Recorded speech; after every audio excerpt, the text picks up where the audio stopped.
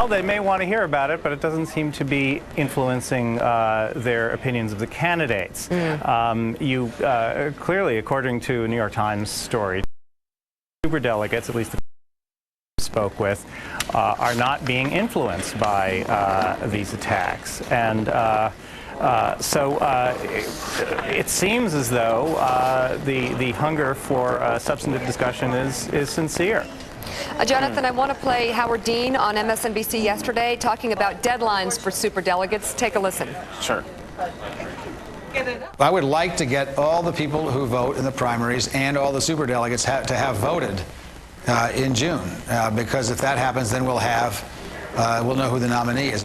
Okay, but if you look, Jonathan, at the front page of USA Today, superdelegates, many of them saying they're not going to be making any decision anytime soon. They might wait till July. How do we? I don't think, Mika, I don't think that's realistic. Look, I mean, Howard Dean, having run for president, knows the timetable here. When he ran for president, it took about, from what I know of the thinking there, took about 3 months for the candidate and the party to rally around, mend bridges and things like that, and then hit the ground running for the fall campaign. I think Governor Dean is desperately trying to make sure that the party has that 3-month lead time before the convention, so that they come out of the convention in August united. The other thing is, and this is very important, I think he desperately wants to avoid having the superdelegates decide who the nominee will be, rather than have it be something where the entire party makes the decision, the entire Democratic Party electorate, as opposed to remaining superdelegates who haven't committed finally deciding whether it's going to be Senator Obama and Senator Clinton. And I think from their perspective, that's the worst case scenario. All right. Hey, guys, we have to go back to the papal visit now. Thanks again, Jonathan and Timothy. Thanks, Let's go to JFK Airport. Live pictures for you there. The Pope emerging from the plane. Perfect timing. This is Pope Benedict arriving at JFK International Airport for his historic visit to New York City today. Among many events this weekend, which involve a visit to Ground Zero on Sunday, the Pope will be speaking at the UN today, as well as visiting a synagogue. So there you see Pope Benedict arriving at JFK International Airport. Keep those pictures up. And I'll let our viewers know that in studio we have George Weigel, along with Monsignor Thomas McSweeney, who is also an MSNBC analyst. And I thank you both for being here. McSweeney, first of all, give us a sense of what we can expect to hear yesterday with the victims of the clergy sex abuse scandal. I personally thought it was a great move. Yes. Today, we expect more history to unfurl before our eyes. Our Holy Father is coming to the UN to speak on the 60th anniversary of the Universal Declaration of Human Rights. I think we will get a sense from him of the grounding philosophy and theology of human rights. He will talk to unchanging principles, the unchanging justice that is part of that declaration, and that it can't be frittered away piecemeal, it can't be spent on utilitarian purposes, that it applies to every person on this globe. And I think that's what we have to look forward to him, to underscore the genius of that document and keeping it preserved into the future. We're watching the Pope being received at JFK International Airport. These are live pictures coming into us. And Mayor Bloomberg, of course, greeting the Pope, as well as many dignitaries as we watch this historic event happening right now. Now, George Weigel is an NBC Vatican analyst. Sir, give us a sense from what you expect to hear today from the Pope, but also not only in his speech to the UN, which I believe will involve reaching out to the Jewish community in his words, but then this trip to the synagogue, the value of that. Let's pause a minute on the UN speech, because that is such a centerpiece of this entire visit. John Paul II in 1995 talked about the universality of human rights. Human rights are not a Western idea. Human rights are something that are innate to every human. Benedict XVI, I think, is going to address the question, how do we know that? How do we know that? How can the world change noise into conversation? And he's going to suggest that the moral truths that we can know by reason, the common moral truths shared around the world, help us to turn noise into a real dialogue about the world's future. Joseph Ratzinger has been deeply involved in the church's conversation with the church's parent, Living Judaism, for more than 40 years. So it's entirely appropriate that on the eve of the Great Feast of Passover, he should go and greet a representative part of the American Jewish community as it prepares to celebrate its great feast of liberation. This evening, when the Pope meets with ecumenical leaders, he continues a pattern established by both Paul VI and John Paul II. And I think he'll come back to that theme that he will raise, I expect, at the UN. Namely, while we have all sorts of doctrinal and theological questions to sort out among ourselves as divided Christian communities, we do share some moral convictions in common, and we ought to focus on those in order to be of common service to our society and to the world. Now, Monsignor McSweeney, as we watch the Pope getting into a helicopter, he's going to be taken to the UN. We get ready for his words today at the UN for the symbolic trip to a synagogue, and clearly, as George Weigel was pointing out here, turning noise into conversation. I think back to Pope John Paul II's visit back in the late 70s and how he had such an impact on young people. It was almost as if a rock star was coming to town. But I got to tell you, this trip is standing out a lot more than I thought it would, if I may, with all due respect, because he has gone there on the sex abuse scandal, because he's making very significant moves and speeches on issues. He's going there. Yes, he is. He's not holding back and sort of hiding behind anything here. This was amazing yesterday. Well, clearly, John Paul the Great and Benedict XVI are both men of substance and share that substance in every detail. But when you do get down to the issues of style, yes, there's clearly a variance, and the theatrical was drawn out of John Paul the Great to great advantage, to connecting with young people, as you just said. But here we have a Pope that wants to connect with the issues and to talk about them seriously. This is not going to be a soundbite, Pope. This isn't going to even be Paul VI saying no more war, no more war. He's going to get to the underpinnings in philosophy and in theology for those principles that we hold dear. He addressed those so clearly here when he was in Washington, I should say, talking about the genius of the American experience, the separation of church and state. He has a wonderful, clear understanding of political philosophy. And here we're going to get a sense, as he goes to the UN, his sense of globalization and the impact upon the human individual and preserving those rights no matter what country you come from. But to get there, yes, it involves, and I think this has been a challenge for the Catholic Church, and that is looking to being connected with what people are feeling sensitive to. Again, the scandal. Clearly, this Pope is recognizing that something needs to be dealt with, that needs to be passed through in order to deal with these wider issues, more global issues. I think George has nailed it from the very beginning in our conversations here, that this is a priest. Fundamentally, this Benedict is a priest. He's a pastoral man, and he listens and he converses and he's reaching out and touching those who are hurting in that sexual scandal. The Church in the United States has been dealing with these issues for 6 years. It's not as if a crisis happened in 2002. But to hear from the Pope and to have him face the victims, that was that was obviously pastorally significant. Yeah. But we should underscore that the efforts that have been made in the U.S. in the reform of seminaries, the efforts the bishops have made to create an atmosphere healthy for children and young people, to strengthen that atmosphere in our parishes and schools. All of this has been going on, and in a sense, the Pope has accelerated public understanding of that. That's not something we spend a lot of time on MSNBC covering, all these things that go on all the time in Catholic parishes and schools. So the Pope, by lifting up this issue, has, I think, given us a way to move beyond it in the right sense, namely that this should be seen as a moment calling the Church for purification.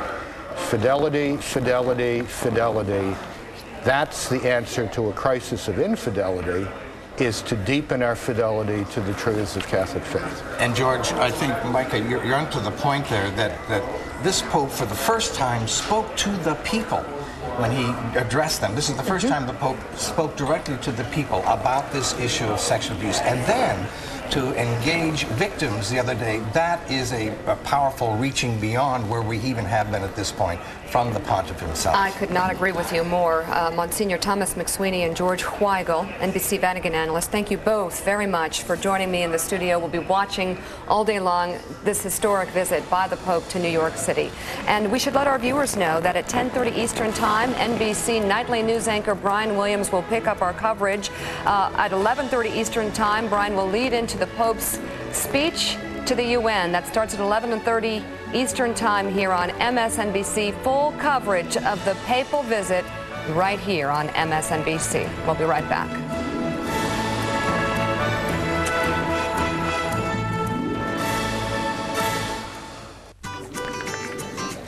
At Ditech, we believe in clear, straightforward lending with no surprises. What you see is what you get.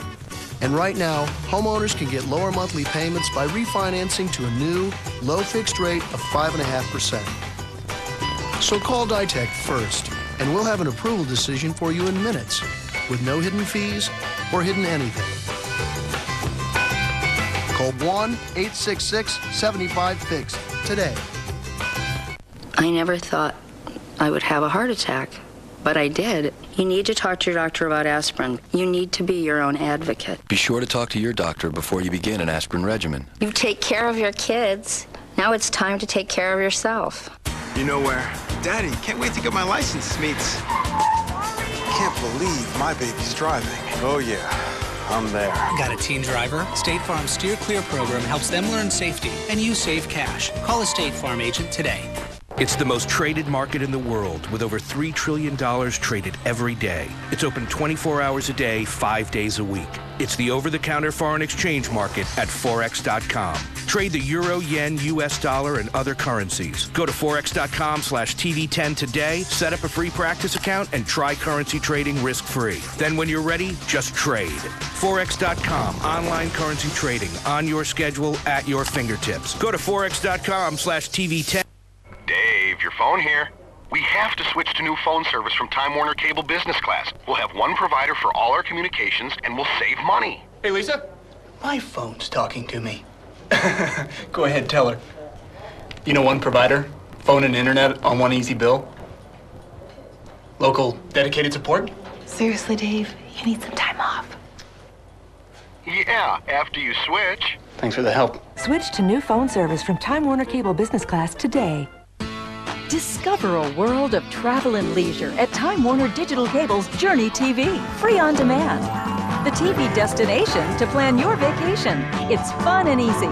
See fantastic getaways from Disney to state tourism. Press select and view in-depth information, recreation, accommodations, and everything you need to plan your family vacation. Journey TV, your passport to travel. Watch Journey TV on demand now on Time Warner Cable. Hardball tonight. Pre-Pennsylvania. What's the Clinton-Obama theme song? Everybody's working for the weekend. I'll be singing it on the pillow tonight. Chris looks at the Democrats' final weekend push. Who will end the primary on a high note? It's close. Hardball with Chris Matthews. Tonight at 7 Eastern on MSNBC.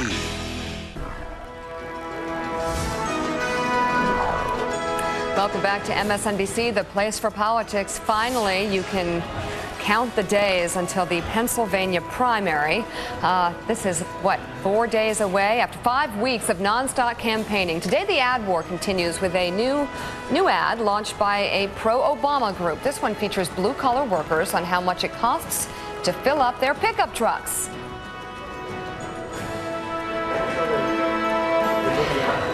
We'll show that ad in a moment, but right now let's go to NBC's Ron Allen. Actually, nope, he is covering the Clinton campaign, but I'm having trouble checking in with Ron, so we'll get to that in a moment. Let's go to JFK International Airport. I don't know if we have those live pictures we can go to, but let me just tell you that we are waiting for Pope Benedict, who is just arrived at the airport. He had greeted Mayor Bloomberg, among other dignitaries, just moments ago right there. He is on his way to the UN, where he'll be making an historic speech at the UN at 11:30 Eastern Time, and then he'll be visiting a synagogue, another historic moment that will happen today during Pope Benedict's visit to New York City. He also is expected to go to Ground Zero on Sunday. We'll be following that for you, and at 10:30 Eastern Time, Brian Williams will take over our coverage leading up to the Pope's speech at the UN at 11:30 Eastern Time. We'll be right back. You're watching MSNBC.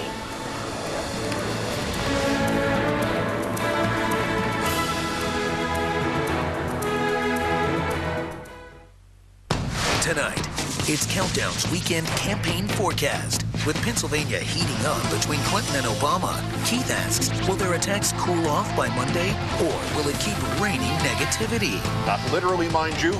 Countdown with Keith Olbermann, tonight at 8 Eastern on MSNBC. They say a man should always dress for the job he wants. So why am I dressed up like a pirate in this restaurant? It's all because some hacker stole my identity. Now I'm in here every evening serving chowder and iced tea. Should have gone to freecreditreport.com. I could have seen this coming at me like an atom bomb. They monitor your credit and send you email alerts, so you don't end up selling fish to tourists in t-shirts. Offer applies with enrollment and triple advantage. Bacon? Gotta get that bacon! Yummy, crunchy bacon, bacon, bacon! There in that bag! Who wants a bacon strip? Me, I get it myself, but I don't have thumbs! It's bacon! I love you. Bacon strips. There's no time like bacon time. Chill. Allergies, Mom. Oh, I'll get your medicine. Oh. Now there's a better way to relieve kids' allergies anywhere. Children's Benadryl Perfect Measure, the first and only portable dispensers that each contain a pre-measured amount of Children's Benadryl. Just twist open to put the histamine blocking power of Children's Benadryl to work on his sneezing and itchy watery eyes. Try one of mine? Thanks. Children's Benadryl Perfect Measure, the perfect measure for allergy relief. Your lovely tree attacked by insects. Bayer Advanced Tree and Shrub Insect Control protects your tree for a full year without spraying.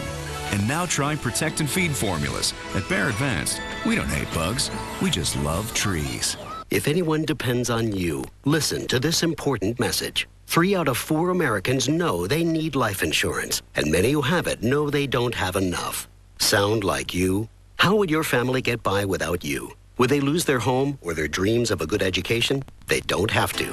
You can guarantee them $200,000, $500,000, $750,000 or more with life insurance from AIG American General Insurers. We give you more for your money, up to 75% more. Just look, less than $15 a month buys a 40-year-old man a $250,000 policy. That's up to 3 times what you can get from other companies for the same price. No wonder more than 19 million Americans are insured with us. We're the #1 term insurance company in the U.S. with the financial strength to be there when you need us, so you can sleep better at night. For free information, call 1-800-861-4090. Visit AIGTermLife.com or contact your local AIG representative.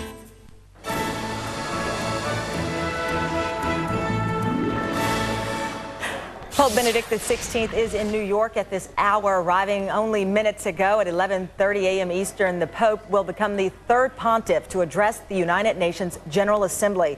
Pope John Paul II last addressed the UN in 1995. And we're keeping you up to date on all that is happening today. The Pope has quite an eventful evening and weekend here in New York. Let's get the latest now on the Pope's historic day in New York.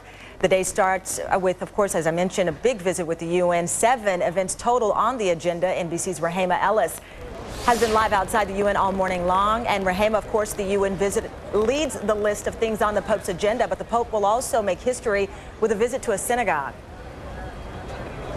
That's right, Tamron. It'll be the first visit ever to a U.S. synagogue by a pope, and it's only the third time that a pope has ever visited a synagogue anywhere. So again, indeed, this will be a historic visit for the pope. That's going to come later in the day after he makes an address here to the United Nations. And what we're hearing is that the pope will probably talk on global terms, talking about the need and the importance for religious freedom, and also about the sanctity and the sacredness of life, and how important it is for the global community to give aid and assistance to third world countries. Now, this comes, as you know, Tamron, after an unprecedented day yesterday when the Pope had an unannounced meeting with about a handful of victims of the pre-sex abuse scandal, those victims from Boston and Massachusetts.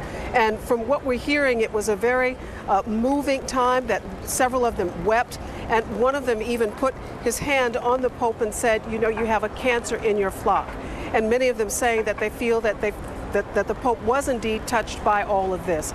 So that has been a major theme. Some didn't think it was going to happen, but addressing this concern about the pre-sex abuse scandal has been a major theme of this visit. He's going to shift now by addressing this world body of leaders here at the United Nations. This will be the beginning of his 3-day visit here in New York, which will also include a visit to Ground Zero, Mass, he will say, at St. Patrick's Cathedral, and Mass, Tamron, at Yankee Stadium.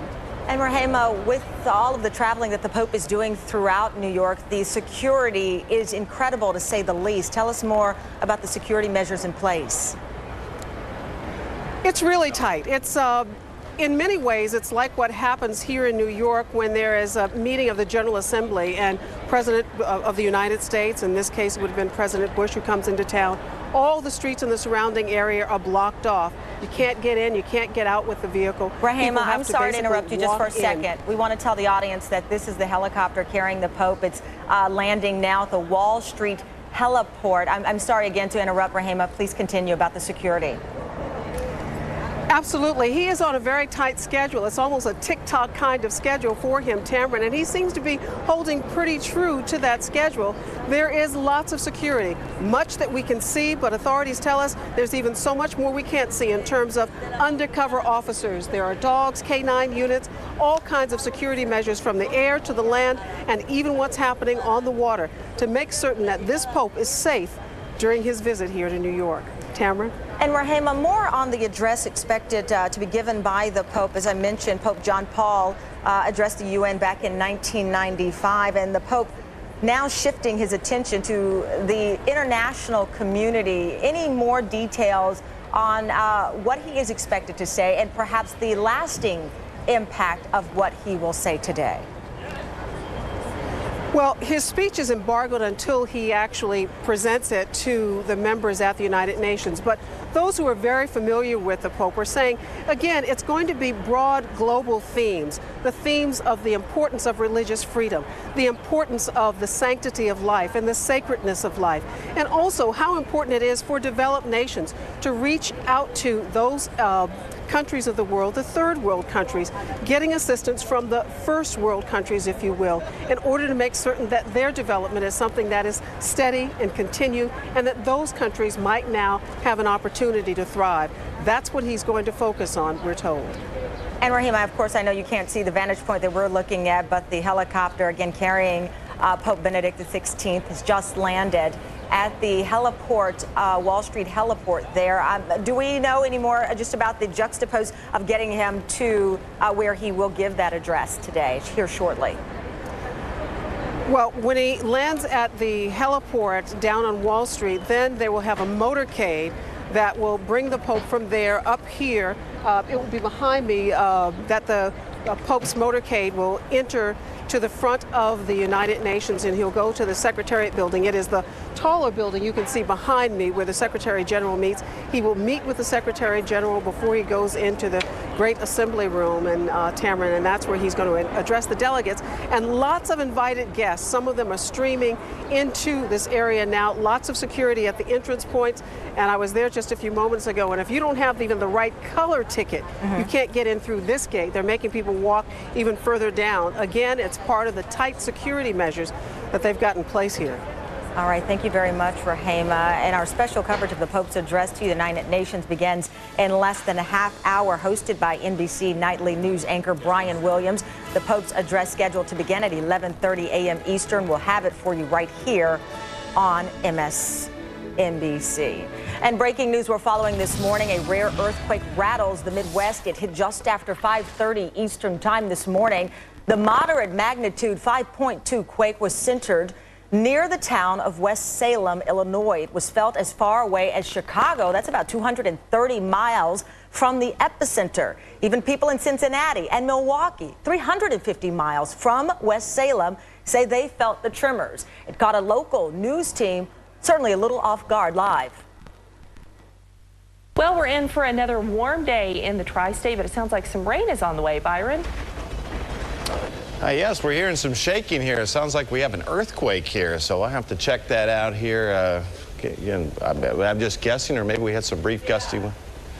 An earthquake? Well, his guest was on the money, and joining us now from NBC's WAVE affiliate in Louisville is Janelle McDonald. So, Janelle, what is the damage like? I see the yellow tape behind you. There is some yellow tape out here, but this actually is the only damage that we can find in Louisville, Kentucky. In fact, the mayor says we were very, very lucky. You can see up there the facade of this building. It came crumbling to the ground. Crews spent all morning trying to clean up that brick and mortar. It's still roped off here because they don't want to have people walking on the street with those bricks still hanging up there on the ledge. They're also going to get an engineer out here to check it out. But engineers have been going throughout the city and say, really, the damage is minor. They don't have any major. Well, we've run into some technical difficulty there with Janelle's live shot, but we will have more on that 5.2 magnitude quake hitting the Midwest a little bit later. Meanwhile, leading off the campaign alerts we're following these at this hour. Barack Obama is expected any minute now to be at a college in Erie, Pennsylvania. It's the first of 3 town hall meetings the senator is holding today, just 4 days before state Democrats head to the polls. And John McCain will release his tax returns in about an hour. McCain is the last presidential candidate to make his returns public. He's ranked among the richest U.S. senators, but because of a prenuptial agreement, most assets are kept in his wife's name. Cindy McCain is heiress to her father's multi-million-dollar beer distribution company. And breaking news to tell you about: President Bush will announce his nominee to take over the government's troubled housing agency before heading to Camp David today. His pick is Steve Preston, the man you see there, administrator of the Small Business Association. If confirmed by the Senate, Preston would replace Secretary Alfonso Jackson, who the FBI is now investigating for allegedly paying political favors while in office. I want to take you back to the news of the papal visit that we are following right now. More helicopters coming to the helipad, Wall Street helipad. It is unclear, I'm told, which helicopter is actually carrying the pontiff. We saw him get off the Alitalia plane a little bit earlier after an exciting trip in Washington, D.C. To get more on the Pope's visit, I'm joined by Monsignor Thomas McSweeney. Thank you so much, Monsignor, for being here again. Karen. So the visit today, obviously, the highlight of the Pope's total visit is this address today at the UN. What are you expecting to hear? He's going to underscore the celebration of the 60th anniversary of the UN's Universal Declaration on Human Rights. This declaration is kind of under assault right now by various entities that want to water it down. It's fundamentally about all of our human rights. There are unchanging principles in this thing, unchanging concepts of justice for protecting other people. And kind of a utilitarian, pragmatic view is getting in there to pull it apart. And he's going to come in there to underscore we've got to keep this document intact in its purity, in its protective consideration of all human beings, no matter where they live. Specifically, will he call for certain actions?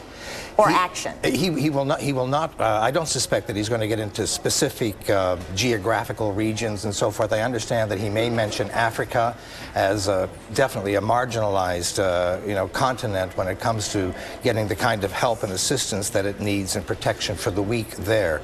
But I think we should be advised first that the first half of it is going to be in French, Tamron, and then the second part will be in English. I'm sure they'll have a person translating for us in the French section. And also with the we've heard so much about the Pope and his attempt to warm up to American Catholics. We saw that great event yesterday and at Washington and the response to it. But this, I think, Monsignor, will reiterate what we've heard so much about Pope Benedict being the scholar, the man of great education and enforcement of what he believes the Catholic Church should represent today. I think you're absolutely right. He will be the scholar here. I think that the tone of this is going to be kind of high-toned as it looks at human rights from a universal standpoint of natural law. And he'll make the connection between natural law and how it stems from God.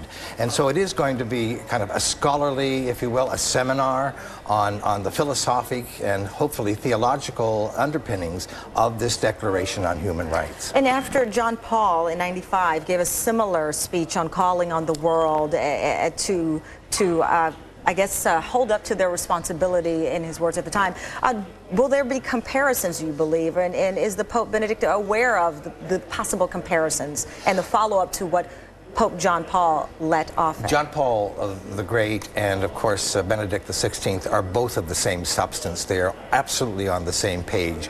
Their expression of some of these concepts, of course, differed. John Paul II had a knack for encapsulating things for kind of a user-friendly approach. You might even call it a soundbite approach. This Pope, Benedict, does not deal in soundbites. He has long noun clauses and sentences, and he does speak more like a seminar than a soundbite. So that's in preparation of what we will hear a little bit later today. And just a second, Monsignor, we're taking a look at this particular shot, as we believe you see him there. Yes. The Pope on his papal visit, historic visit here in New York, now leaving the helicopter. And now being received by Cardinal Egan, the Cardinal Archbishop of New York. It's kind of shadowy out there. It is a little shadowy, but I can see the size. Yes, Cardinal Egan is a big man. is there, and under high security, some of the tightest security. Rahema Ellis, NBC's Rahema Ellis, says that we've seen in New York since 9/11. Many streets closed off in the area. The entire area around the UN, we're told, is a freeze zone right now, as the Pope will make his way to that location. In addition, Monsignor, to this address at the UN, the Pope is also making history, and I've read so much about it, and reaction very high about his visit to the U.S. synagogue. Oh, yes. This reaching out to our Jewish brothers and sisters, of course, is totally consistent with John Paul the Great's efforts.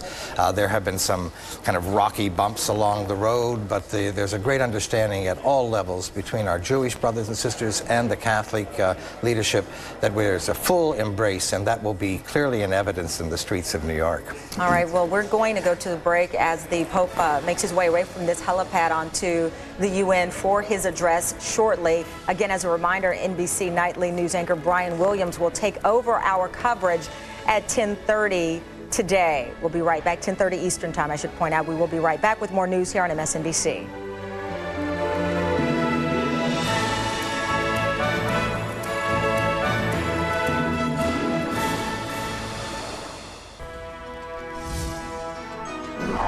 MSNBC is your place for politics, and here are your political headlines. A new poll finds that most Americans say the two Democratic candidates aren't spending enough time talking about real issues. 49% say they've been too focused on arguing about things that aren't important.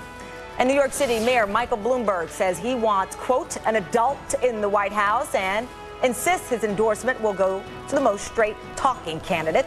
Bloomberg, who decided against running for president himself, insisted he was not taking a shot at current President Bush. And very shortly, we're expected to get our first look at John McCain's tax information. It's set to be released at the top of the hour. It comes just 2 days after Barack Obama released his 2007 tax returns. Hillary Clinton made hers public earlier this month. And 6 weeks of nonstop campaigning and just 4 days left before the Pennsylvania primary this morning. Barack Obama is making his first stop in Erie, then it's on to Williamsport and then to Philadelphia. Hillary Clinton starts the day in Philly speaking at a high school, then she travels to Radnor before leaving for North Carolina. Brian DuBois is a political reporter for the Washington Times, and Jonathan Allen is a reporter with CQPolitics.com. So, Brian, I've got to start off with you. 4 days left. Recent polls show between 8 and 12% of Pennsylvania voters still don't know which way they want to go. So how do you think the candidates at this time, with 4 days left, can win these folks over? They're going to have to get out. If they haven't met anyone in Pennsylvania in the last 36 days, they got to get out and meet every single person they possibly can. Both candidates are going to be doing bus tours all across the state.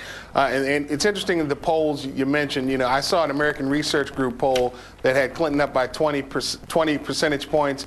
I saw another poll that had them even by the same American Research Group. The polls are all over the place. Right. No one's quite sure what's going on. Well, many have compared it to what we saw in New Hampshire, just, you know, these polls that turned out not to be the actual result in the end. So, Jonathan, though, I want to play something that people are still talking about, that last debate.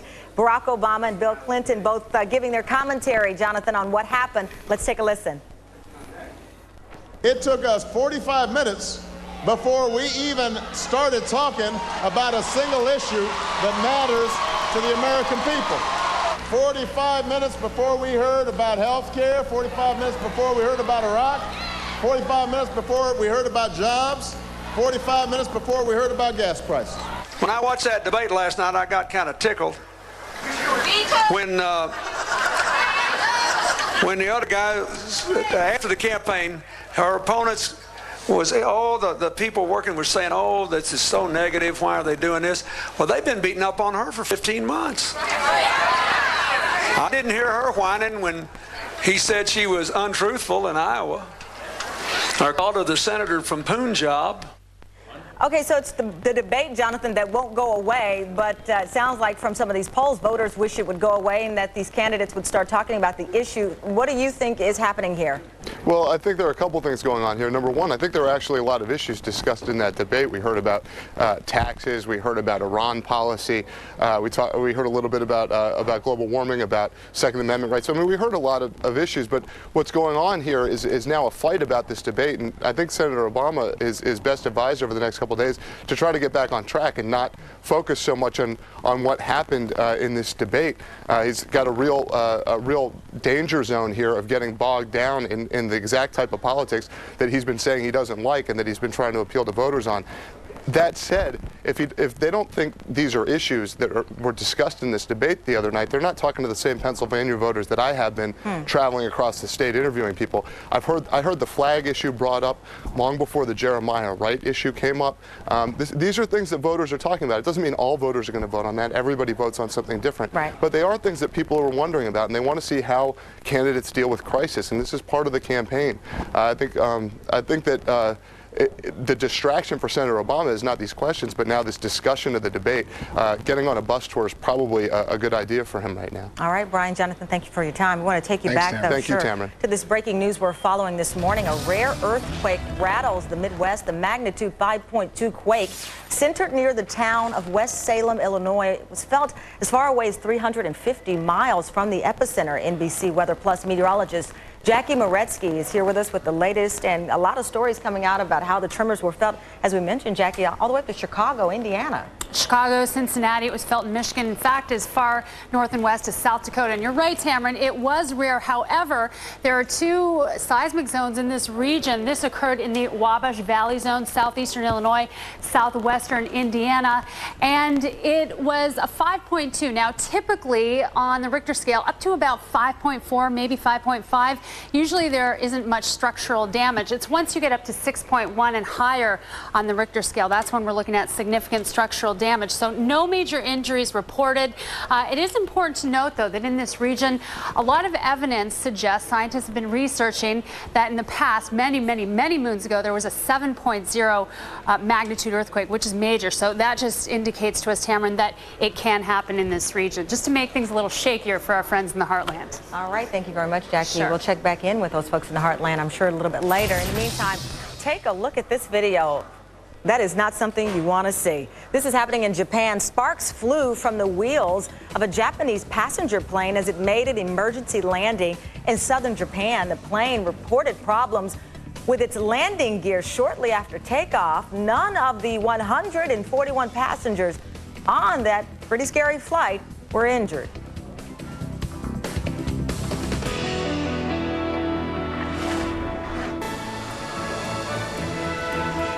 We are continuing to follow the papal visit. The Pope has just arrived at the UN, and we should be able to catch a glimpse. I'm told he's walking into the building. he's actually physically in the building right now. And as a reminder, here in about 5 minutes from now, NBC Nightly News' Brian Williams will take over our coverage. We see the Pope there being greeted by Ban Ki-moon. I think it's from my vantage point, but NBC News' Brian Williams will take over our coverage at 10:30 Eastern time to follow the UN address. I'm told now we want to stay with the Pope, who has now arrived at the UN after a 3-day visit in Washington, D.C. And many people are still talking, quite frankly, this morning about the Pope's surprise visit with 5 victims of abuse in the church abuse scandal. That came as a great surprise to so many. The Pope was said to have prayed with those 5 victims, and so many people have seen this as a major step for the church in what the Pope has called a badly handled situation in the past. And again, we're waiting to hear from the Pope in his UN address. He's expected to call for more harmony from the entire human family, as it said. His speech has been embargoed at this point, but we are hearing some rumblings of what the Pope will talk about in the faith and the activeness of people around the world, his global speech. So from private meetings yesterday with those who have felt such pain to what he hopes to bring together in fulfillment of faith from those around the world. So again, you saw the Pope just get on to the elevator. We will keep you posted on the very latest of this papal visit as the Pope moves from the UN to an historic visit at a U.S. synagogue, the first for a Pope in the United States to visit a synagogue. And then perhaps I think a lot of excitement will be around that Mass he will celebrate at Yankee Stadium. So we will continue to follow this. Brian Williams will pick up our coverage here at MSNBC on the papal visit in New York.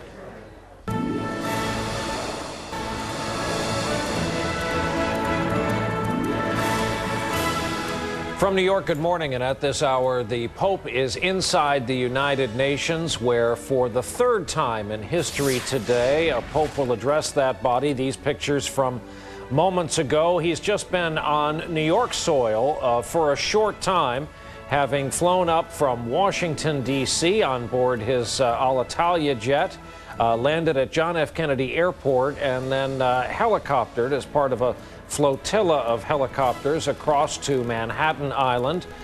Traffic has been stopped. Many frozen zones here in New York City this morning. You see the Pope entering and talking with, among others, Ban Ki-moon, the UN Secretary General. The speech released to the press a few minutes ago, advance copy of his remarks today. This has been quite a visit to the Pope. For the Pope, he comes to New York after 3 days in Washington that included, of course, a meeting with President Bush, a Mass at the ballpark in Washington, and yesterday's lead story, a surprise emotional visit with victims of clergy sex abuse. Pope Benedict now shifts his attention from that to a global audience in what is billed as the centerpiece of this, his first trip to America as Pope. He will make his first real public foray into the minefield of international relations with a speech laying out his vision for what the nations of the world should care about. These are the pictures from JFK a short time ago this morning as he came down the air stairs of his specially fitted Alitalia jet, was greeted by Cardinal Egan. We go to Rahima Ellis, who's standing by for us at the United Nations, where she will be watching along with us this morning. Rahima?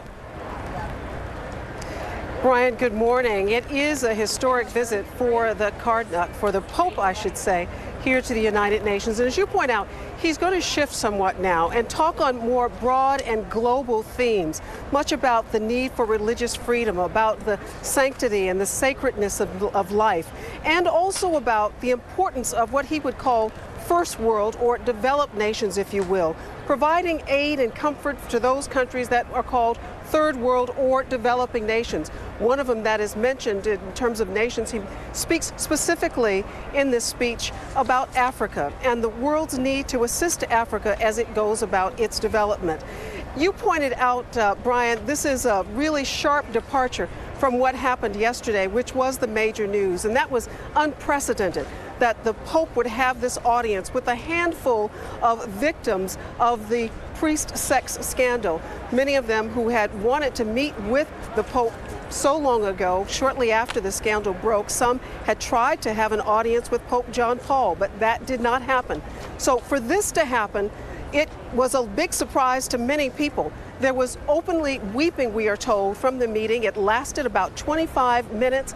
And one person, we're told, actually said to the Pope, "You have a cancer in your flock."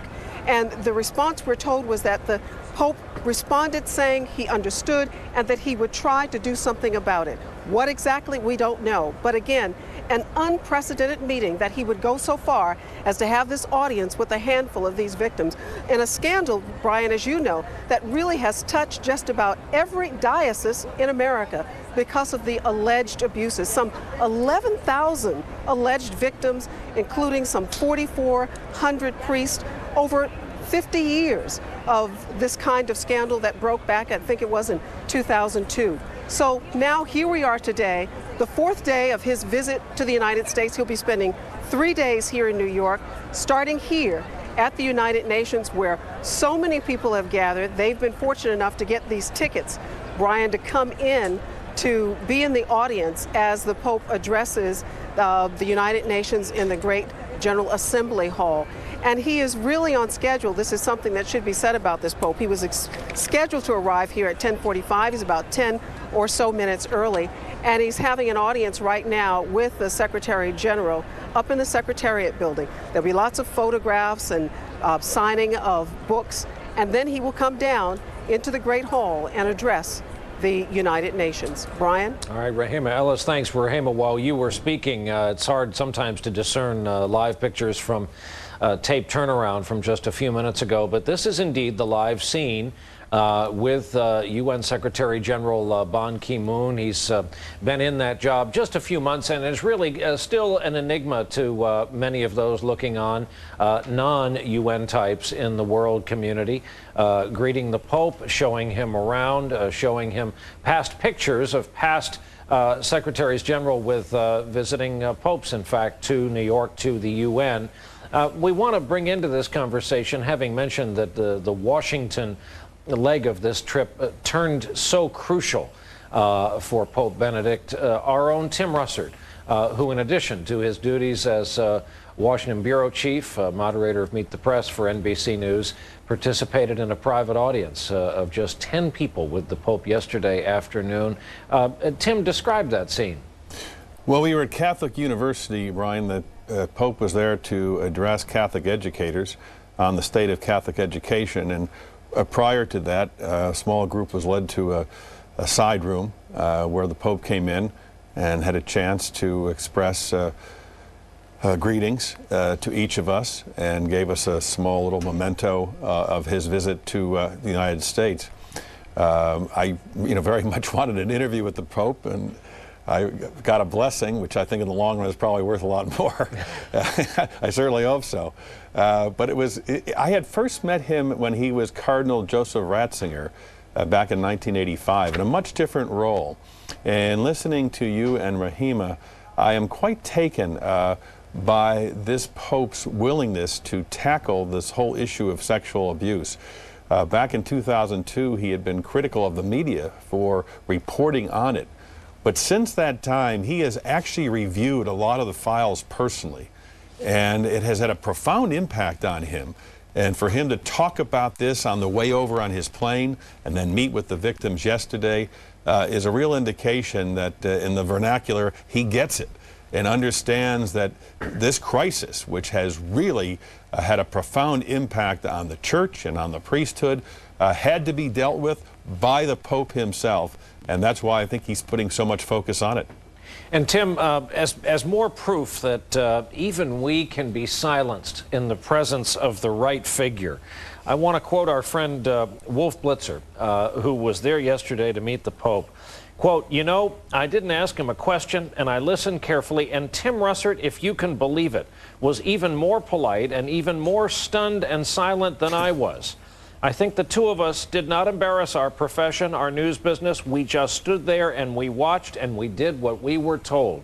I'm not sure what that proves, but it sounds like you behaved admirably at this audience yesterday. Yeah, it was an opportunity to say hello and nothing more. I had hoped that we could have a sit-down interview, and perhaps in the future we'll get one, but that was not to be yesterday. And so when you're when you're encountering that kind of situation, your mind quickly turns to the prospect of salvation. Yeah, that's right. We're always working, except where that becomes the subject matter. But it was interesting also to observe him, Brian. Having not seen him in person since 1985, he is 81, and he is someone who is of good health and energetic, but he is 81, and that is obvious when you see him. He was also very curious when introduced that someone in the media was there, and he nodded, aha, aha, and when he heard NBC, and was very gracious and did say that he would keep all of us in his prayers, which is something that is obviously most appreciated. Absolutely. And Tim, final question. What did his visit do to Washington? Washington is such an interesting city to watch, the power structure being what it is, a collection of many people from other places. It was quite striking watching people of both political parties, both ideologies, liberals and conservatives, responding to him, because when he speaks with moral clarity on the war in Iraq, or on the death penalty, or on social justice, or on abortion, or on stem cell research, each political party has agreement and disagreement. Each ideology has agreement or disagreement. But they're mindful and respectful of what he brings in terms of the way he articulates his views and the church's views on those issues. Also, I think the very moving mass before 45,000 people at a baseball park, the Nationals Park, where you saw people of all different colors and ethnicity and celebrating as one. And then lastly, I think, Brian, obviously the speech to the Catholic educators was important because I heard it as someone taught in Catholic schools, but the meeting with these victims, it happened to be in Washington, but it made such an imprint on people that he was willing to listen, to understand, to hear in a very serious way. And to use the word shame and the words forgiveness is indeed very, very powerful. And it's a small piece that in all of official Washington, in the end, it was this personal mission by the Pope that probably made the biggest impression. No question, but that history was made there yesterday afternoon. Tim Russert from our Washington Bureau, wearing something of a different hat for us today as we cover the Pope's speech to the General Assembly here in New York. Tim, thanks. Always a pleasure. Thanks, Brian. We're going to take a break. When we come back, we will talk to one of the foremost experts in this country on the papacy, a papal biographer, when we continue our live coverage, Pope Benedict XVI at the United Nations General Assembly. Our continuing coverage on MSNBC returns right after this.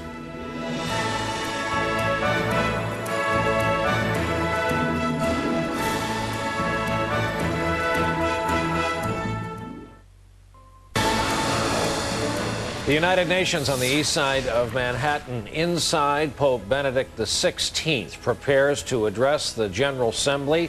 This scene just a few minutes ago, the press corps scrambling for the entrance photo of the Pope alongside the General Secretary Ban Ki-moon, who will open up today's proceedings before we hear from the Pope in a speech halfway to be delivered in French, one of course, the official languages spoken on the floor of the United Nations. We are back. Our live coverage continues. We'll bring you the speech, obviously, live and in its entirety. We are joined for this segment by an old friend, a papal biographer, an expert on all things Vatican, George Weigel, who has written extensively about the papacy and this Pope in Newsweek magazine, among other publications. George, I have to begin by giving you credit. You circulated a word to all of us on the staff yesterday, reminding us that you had predicted this Pope would make history on this trip, and he certainly did in stunning fashion yesterday. This is a man who pauses, thinks, and then makes very bold gestures. And I think yesterday he understood that he had to complete his mission as a pastor coming to America, which he had begun earlier in the day by celebrating Mass for 46,000 people, by reaching out as a healer, by reaching out as a man who wants to relieve the pain of people who have been wounded by something both he and they hold dear, namely the church. And in doing so, he may not have put a period to this discussion, but he certainly put a semicolon in place. And he gave a moment for people to think about reconciliation, forgiveness, the next phase of their lives. And that's a very good thing for a pastor to do. Just looking back over this visit the past few days, there have already been these many "where were you when you heard the news" moments. I remember a few days ago sitting in the newsroom hearing that on his plane en route here, he had come back, answered some previously submitted questions, and was already taking on the subject of the abuse scandal. Yesterday, I'm here in my office in New York, just off the newsroom. I have MSNBC on television in my office, and I hear the announcement that it had been released that he had met with victims of this scandal. That, I mean, it was truly history-making. I think the Pope wants to address, in his pastor's role, the full range of Catholic life in America. He knows that you can't sum up the story of the Church in the United States through the prism of 2002 and what came to light then. On the other hand, he knows that unless he got out front on this, unless he took the initiative in addressing these questions that are on so many people's minds, the rest of the storyline would be lost. So in addressing this as he did, he not only reached out as a pastor, he allowed us to now contemplate, to ponder the rest of the Church's life in the U.S., which, as Tim just said, is a very rich tapestry of diverse peoples united by a common faith in Jesus Christ and a common communion with the Bishop of Rome.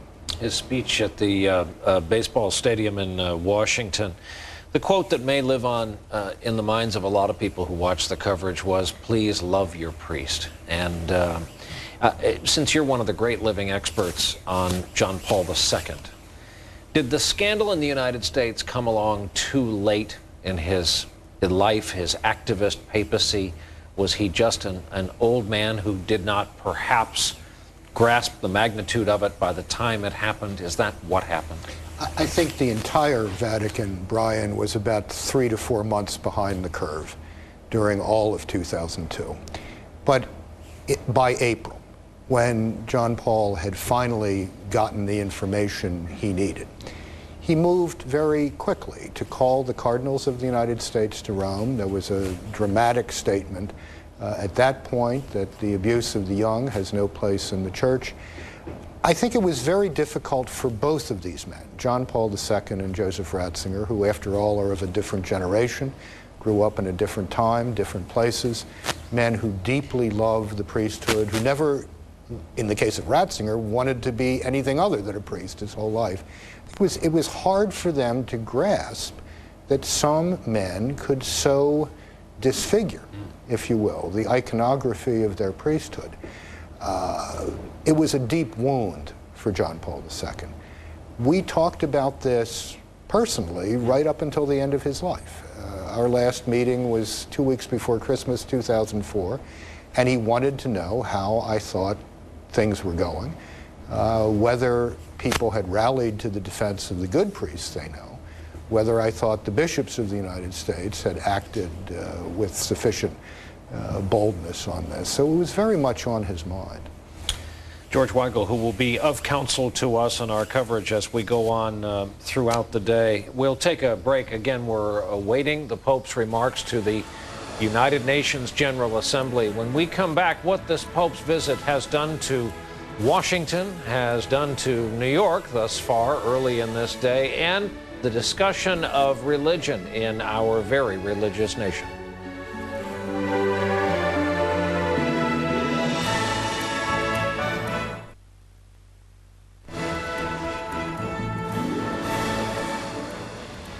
We are back, and this is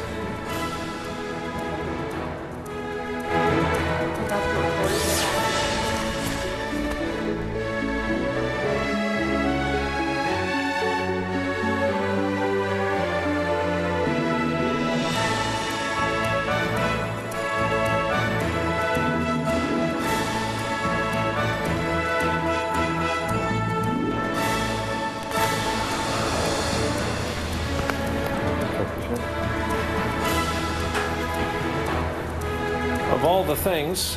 We were waiting to get a microphone that worked. That's why you've been watching unnarrated live pictures of the Pope at the United Nations. Now that mostly shows the scrum of news media following him to the door and being held back by United Nations officials. This is a replay of what I wanted so badly to narrate. And George Weigel, who were the officials from the church in this? You don't have a mic because I took your mic. So this is the Pope signing the guest book at the United Nations. This happened while we were in the break, all of 2 minutes ago. In this segment, we want to bring in from Washington, where we have a lot of microphones that work. Sally Quinn, the founder of On Faith, an interactive feature on religion from WashingtonPost.com and Newsweek. Sally Quinn, of course, known to so many of us as a veteran Washington journalist. Sally, what same question to you that I asked Tim Russert. What has this done to Washington and to the discussion, the national discussion of religion?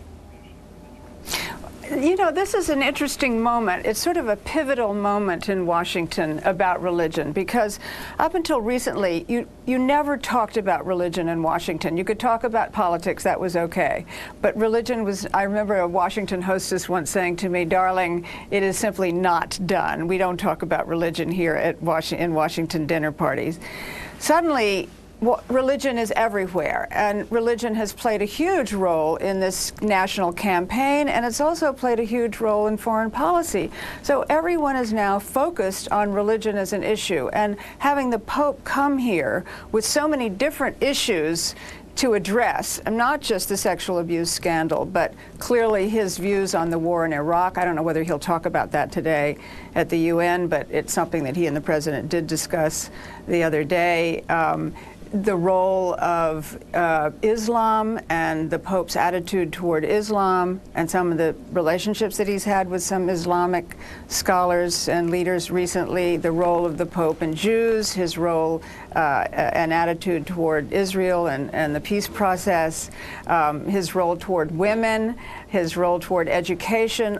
All of these affect not just Catholics in the United States or even people in the United States, but it has a huge effect on people all over the world. So suddenly religion is hot, and it's what everyone has to know what's going on in the world of religion today, because it's where what's happening in every aspect of our lives is important. And Sally, what broke open the subject, the discussion of religion? What suddenly allowed it, since the days of the lockjawed Washington hostesses saying, well, certainly we wouldn't discuss that? Well, you know, I think actually it was 2 years ago when Barack Obama made a speech to the Sojourners Convention, where he talked about religion in a very open and really straightforward way that no political candidate has done in a long time, where he talked about pluralism and mentioned that we must embrace people of all faiths, including those who are secular, and talked about his own faith in a very personal way. And that had not been done before. And I think that sort of broke it open, and it made it all right, particularly for Democrats, because Republicans have sort of always owned religion. I mean, George Bush got elected because he had such a large base among religious evangelicals and the religious right. And so it was kind of like Obama saying, we're going to take back religion.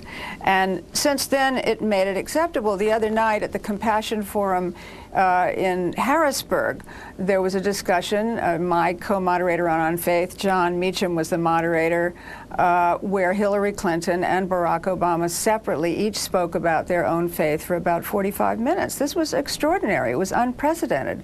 And both of them were very open, very comfortable talking about their faith.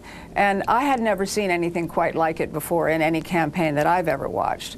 And it was acceptable. And the thing that was really interesting about it was that it was not offensive to people who were secular, to those who were non-believers. In contrast to, for instance, when Mitt Romney made his speech about Mormonism, and he said there is no freedom without religion, there is no religion without freedom, which basically disenfranchised a huge number of people who were secular, who were agnostics or even atheists. This is not happening now. The conversation that Obama and Hillary Clinton had the other night was very inclusive, and basically said, we in this country embrace everyone. It's basically a very religious nation struggling to get the balance right and continuing to have a conversation that matures every day. And part of that is the event we're covering here live. Sally Quinn, thank you. The Pope is ahead of schedule. You see the front of the General Assembly there. We're going to fit in another break, and when we come back, his remarks in their entirety, along with our continuing coverage here on MSNBC.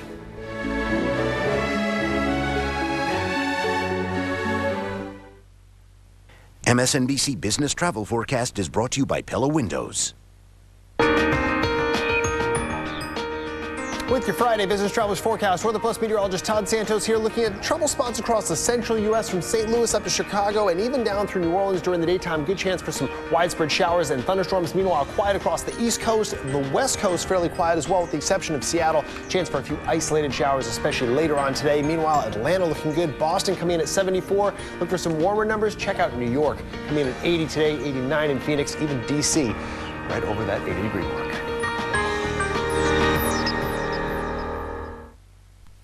At Pella.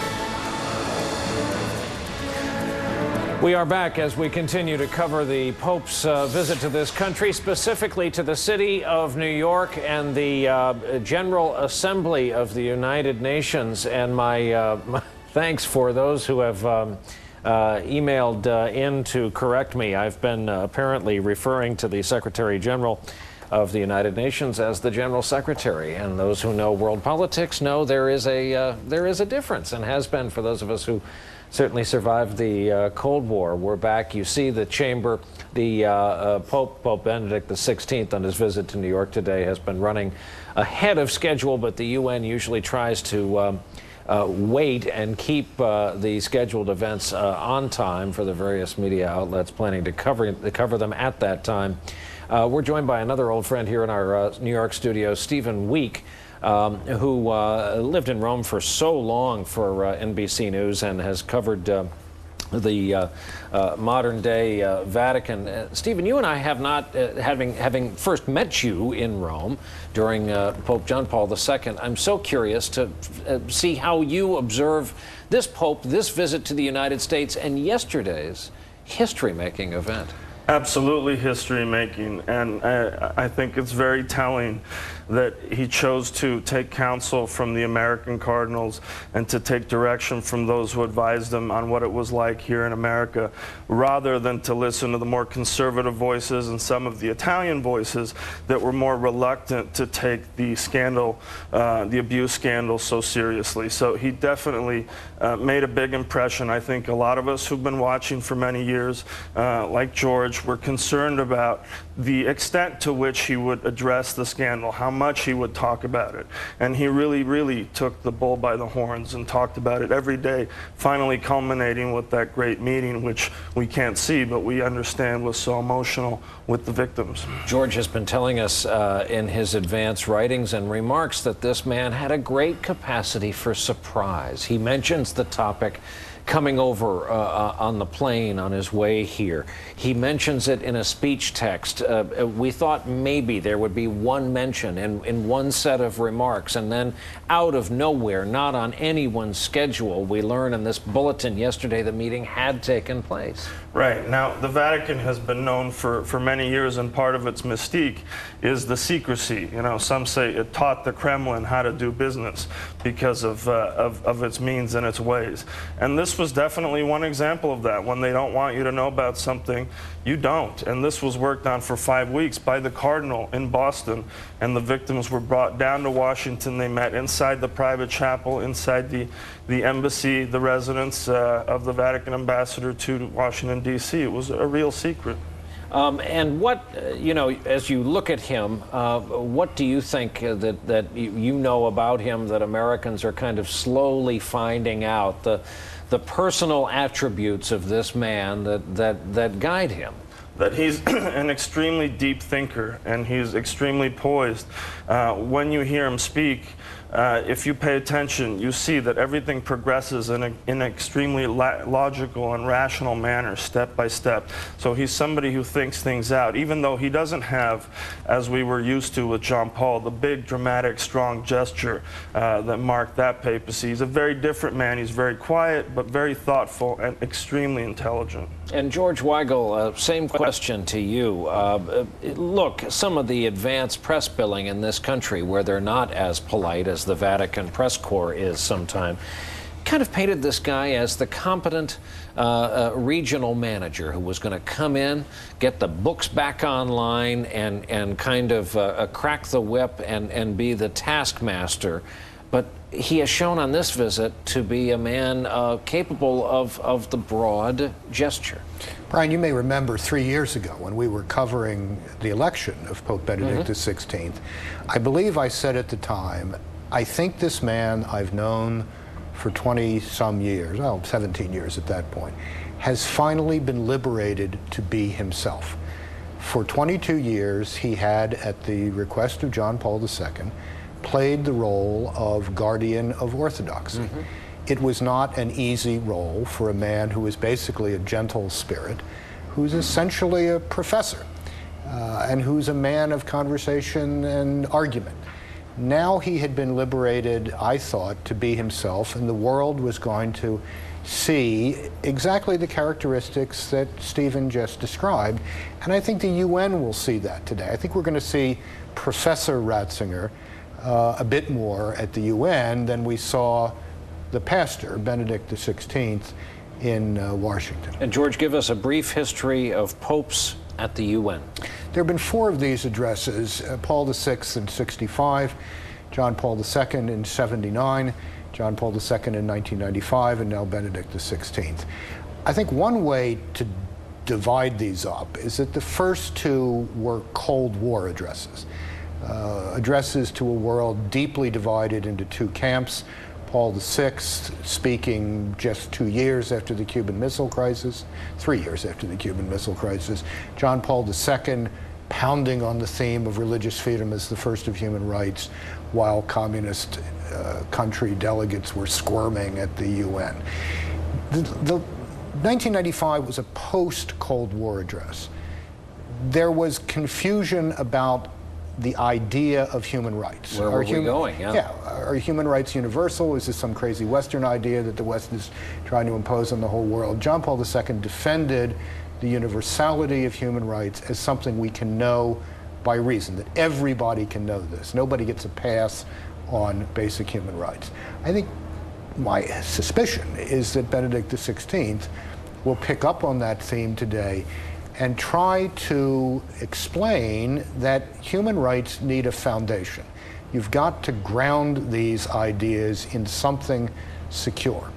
Now, what connects all 4 of these papal addresses, dating back to 1965, is the insistence that inside every great public issue, even on the international level, where we hear a lot about realpolitik and clashes of interests, etc. Inside every great issue, even on the international level, is a moral kernel. And if we don't take that moral kernel seriously, we're going to do damage to each other and to the world. Paul VI, I was looking at some old black and white footage yesterday. His speech, the lasting quote from that, "No war, no more wars," visiting, and here is Benedict XVI entering the chamber, visiting the Pietà at the grounds of the World's Fair. It was unusual to see. Let's open some of this for the applause as General Assembly welcomes the Pope.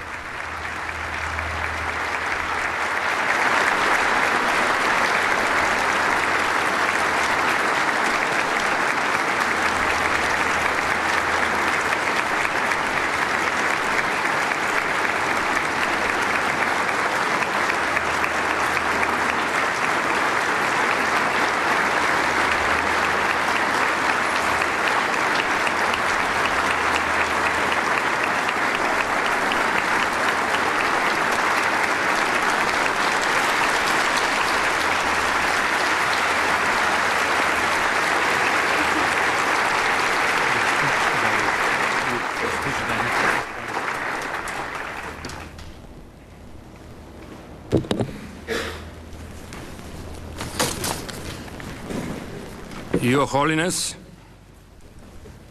Excellencies, distinguished delegates, ladies and gentlemen, ein herzliches Grüß Gott, Eure Heiligkeit.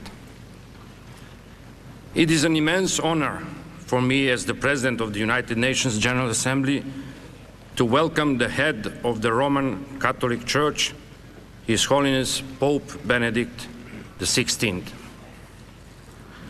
The word ecclesia stands for both an assembly and a church.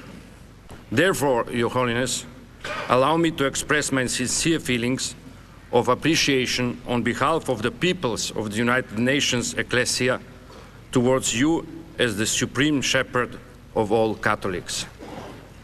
The month of April has an extraordinary meaning and significance in your life, not only because you were born on April 16th, but also because you were appointed Cardinal Bishop of Velletri Segni on April 5th, 1993.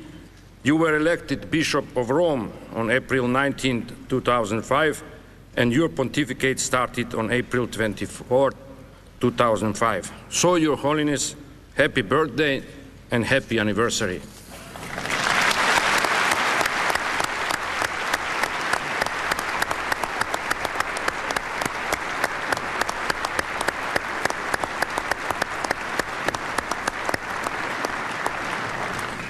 In your message to the people of the United States, you described your visit, and I quote, as a fraternal gesture towards every ecclesial community and the sign of friendship for members of the religious traditions and all men and women of goodwill, end of quote. Your presence here today, Your Holiness, is a very powerful recognition of the validity and importance of international institutions, particularly of the United Nations. In a world full of controversies which can escalate into conflicts, violence, and atrocities, the role of international institutions is without alternative. Effective multilateralism remains our goal so as to achieve peace and stability on Earth.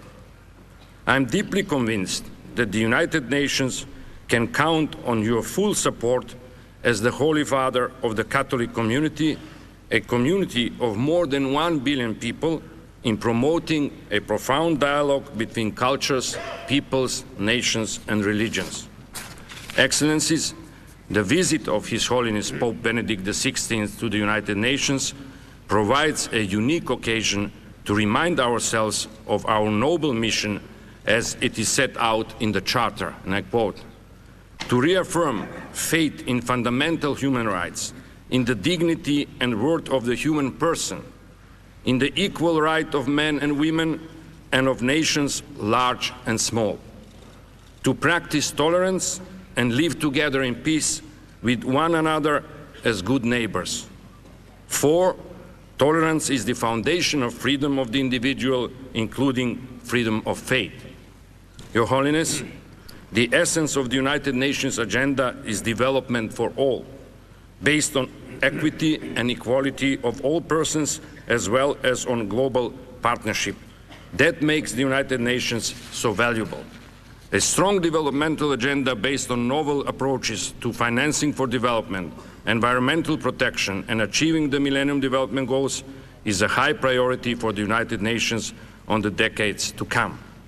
This year is the 60th anniversary of the Universal Declaration of Human Rights, and as Your Holiness rightly observed, and I quote, the need for global solidarity is as urgent as ever, end of quote.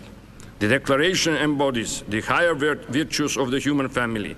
It compels us to move principled intentions to action that promotes human rights, human security, responsibility to protect, and more sustainable development.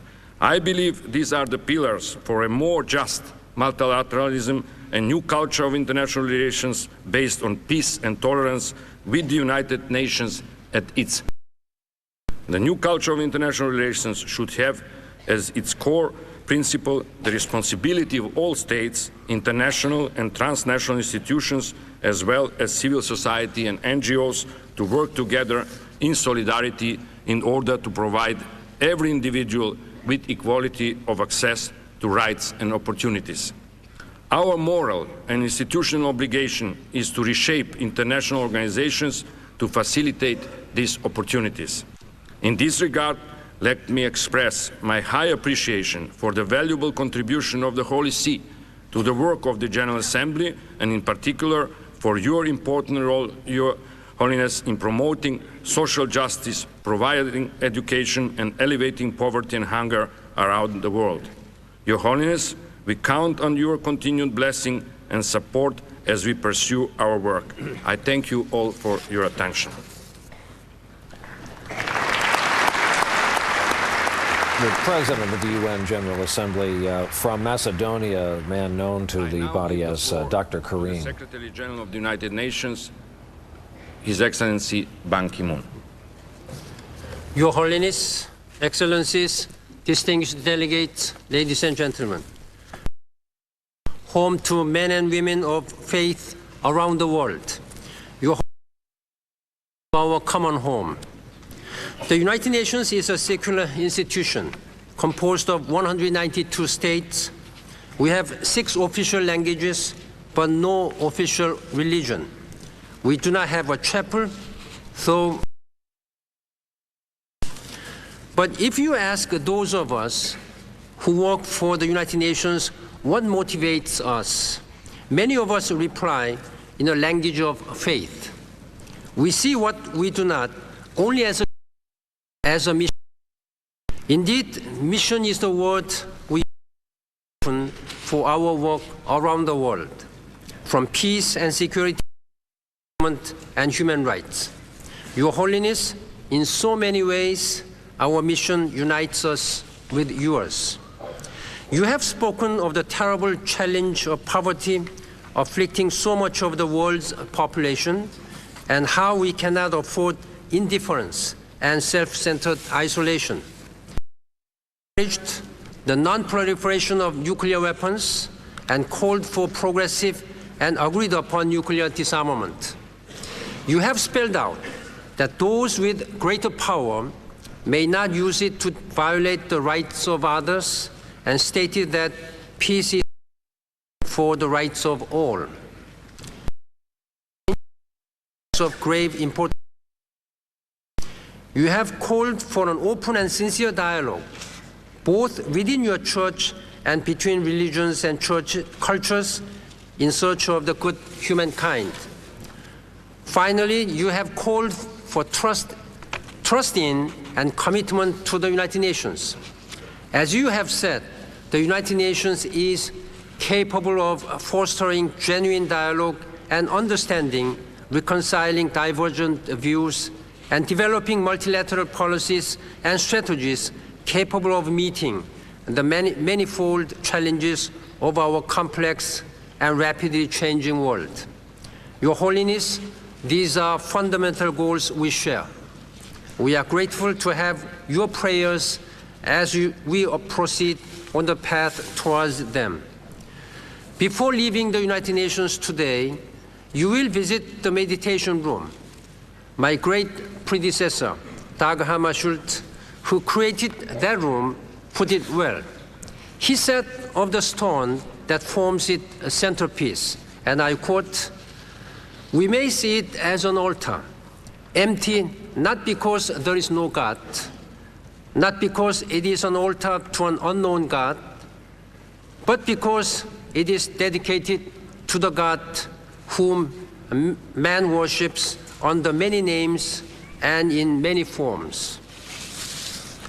Excellencies, distinguished delegates, whether we worship one God, many or none, we in the United Nations have to sustain and strengthen our faith every day.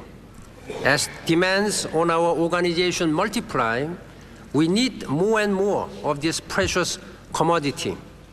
I am profoundly grateful to His Holiness Pope Benedict XVI for bestowing some of his faith on us and for placing his trust in us. He possesses both of these in abundance. May we be strengthened by his visit today. Your Holiness, I give you the floor, and thank you very much.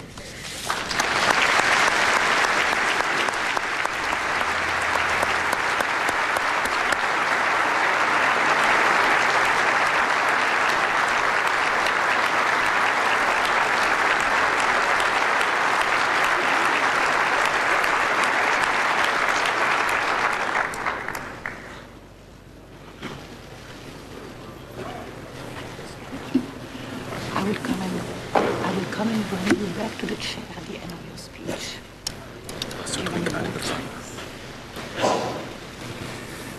Monsieur le Président, Mesdames et Messieurs, in speaking to this assembly, I would like, first of all, to express to you, Mr. President, my deep gratitude for your kind words.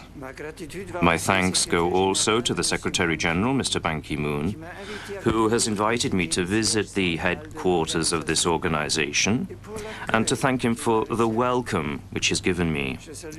I greet the ambassadors and the diplomats of member states and all those who are present. Through you, I send greetings to the peoples that you represent here. They expect from this institution that it will put into practice the founding ideals. In other words, that it should be a center for harmonizing the actions of nations in the attainment of these common goals of peace and development. As Pope John Paul II expressed in 1995, the organization must be a moral center where all nations of the world feel themselves at home and develop a common awareness, so to speak, and feel a family of nations. Through the United Nations, states have set out universal objectives which, even if they do not fully coincide with the well-being of the human family, nevertheless represent a fundamental part of it. The founding principles of the organization, the desire for peace, the sense of justice, respect for the dignity of the individual, and cooperation and humanitarian assistance are the expression of just aspirations of the human spirit and represent the ideals which must underlie international relations. Like my predecessors, Paul VI and John Paul II have stated from this same podium, this is all part of the realities that the Catholic Church and the Holy See regard with attention and interest. They see in your act an example in which problems and conflicts affecting the international community can benefit from common settlement. The United Nations give form to the aspiration for a higher level of organization at the international level, which must be inspired and guided by the principle of subsidiarity and therefore be able to respond to the demands of the human family, thanks to effective international rules and the implementation of ways to ensure harmony in people's daily lives.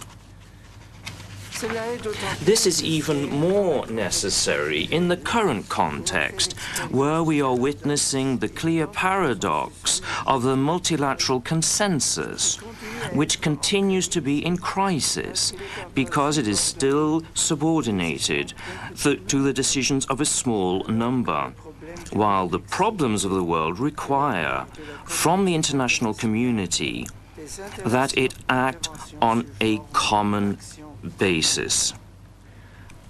Indeed, the questions of security, the development goals, the reduction of inequalities, both locally and globally, the protection of the environment,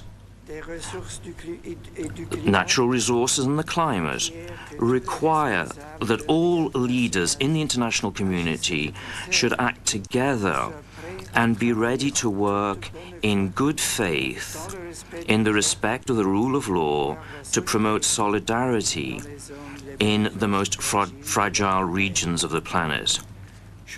I'm thinking in particular of certain countries in Africa and on other continents who are still excluded from a full, genuine development and which risk only to experience the negative effects of globalization. In the context of international relations, We must recognize the primordial role of rules and structures, which by their nature are instituted to achieve the common good and therefore to safeguarding human freedom. These rules do not limit freedom. On the contrary, they promote it when they prohibit conduct and actions which go against the common good or which hamper the effective enjoyment of freedom and which compromise, therefore, the dignity of every human being. In the name of liberty, there must be a correlation between rights and responsibilities, on the basis of which every individual is called upon to shoulder his or her responsibilities in the choices he or she makes, while taking account of the fabric of relations with other people. We're thinking here of the way in which the results of scientific research and technological progress have sometimes been used. While recognizing the immense benefits that humanity can draw from them, some of their uses constitute a clear violation of the created order, to the point not just of being in contradiction with the sacred nature of life, but deprive the individual and the family from their natural identity. In the same way, international action aimed at conserving the environment and protecting various forms of life on Earth must not only ensure a rational use of technology and science, but must also rediscover the authentic image of the creation. It will never be a question of having to choose between science and ethics, but rather of adopting a scientific method which must genuinely respect ethic imperatives. Recognizing the unity of the human family and the attention given to the innate dignity of every woman and every man now finds a new impetus in the principle of the responsibility to protect. This was defined only recently, but it was already implicitly present at the origins of the United Nations, and currently it characterizes more and more its activity. Each state has the overarching duty to protect its population against serious and repeated violations of human rights, as well as the consequences of humanitarian crises due to natural causes or resulting from man's activities. If states are unable to guarantee such a protection, it is then up to the international community to intervene with the legal means that are provided for under the Charter of the United Nations and by other international instruments. The action of the international community and of its institutions, to the extent that it respects the principles that underlie the international order, should never be seen as unjustified coercion or as being a limitation on sovereignty. On the contrary, it is indifference or non-intervention which cause the real harm. An in-depth study must be made of the ways to prevent and manage conflicts by using all the means that diplomatic action has at its disposal, while giving attention to and supporting even the slightest sign of dialogue and the desire for reconciliation. The principle of the responsibility to protect was considered, under the long-standing jus gentium, as the basis of any action undertaken by the authority towards those who were governed by it. When the concept of the national sovereign state emerged, the Dominican monk Francisco de Vitoria, considered correctly as a precursor of the idea of the United Nations, described this responsibility as an aspect of natural reason that is shared by all nations and is the fruit of international law, whose task was to govern the relations between peoples. Now, as was the case then, such a principle must reveal the idea of the human person as being in the image of the Creator, and also the absolute desire and the essence of liberty. The creation of the United Nations, we all know, coincided with earth-shaking events that humanity suffered, when the reference to the sense of a transcendence and to natural reason were abandoned. And as a result, liberty and human dignity were violated on a huge scale. In such circumstances, this threatens the objective foundation of the values that inspire the international order and undermines the intangible and binding principles that were formulated by the United Nations. In the face of new repeated challenges, it would be an error to hide behind a pragmatic approach, which would be limited to establishing common bases with a minimum content and with a limited effectiveness. The reference, the human dignity, as the foundation and goal of the responsibility to protect, brings us to the theme of this year, which marks the 60th anniversary of the Universal Declaration of Human Rights. That document was the fruit of a coming together of different cultural and religious traditions, which were all inspired by the common desire to place the human individual at the center of its institutions, laws, and the action of societies, and to consider it as essential for the world of culture, religion, and science. Human rights are more often presented as a common language and the ethic underpinning of international relations. Just like their universality, their indivisibility and their interdependence are all guarantees of protecting human dignity. But it is clear that the recognized rights that are set out in the Declaration apply to every individual, and that is because of the common origin of people, who remain the central point of the creative design of God for the world and for history. These rights find their basis in natural law, enshrined in the heart of man and present in his various cultures and civilizations.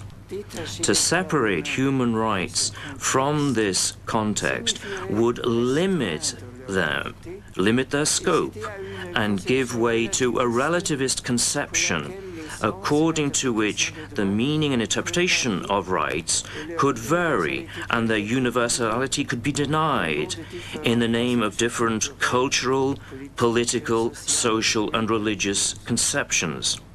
The great variety of points of view can never be a motive for forgetting the fact that these are not only rights which are universal, but also the human person who is the object of these rights. The life of the community, both domestically and internationally, clearly demonstrates that respect for rights and the guarantees that follow from them are measures of the common goods that serve to evaluate the relationship between justice and injustice, development and poverty, security and conflict. The promotion of human rights remains the most effective strategy for eliminating inequalities between countries and social groups and for increasing security. Indeed, the victims of hardship and despair, whose human dignity is violated with impunity, become easy prey to the call to violence, and they can then become violators of peace. The common good that human rights help to accomplish cannot, however, be attained merely by applying correct procedures, nor even less by achieving a balance between competing rights. The merit of the Universal Declaration is that it has enabled different cultures, juridical expressions, and institutional models to converge around a fundamental nucleus of values and hence of rights.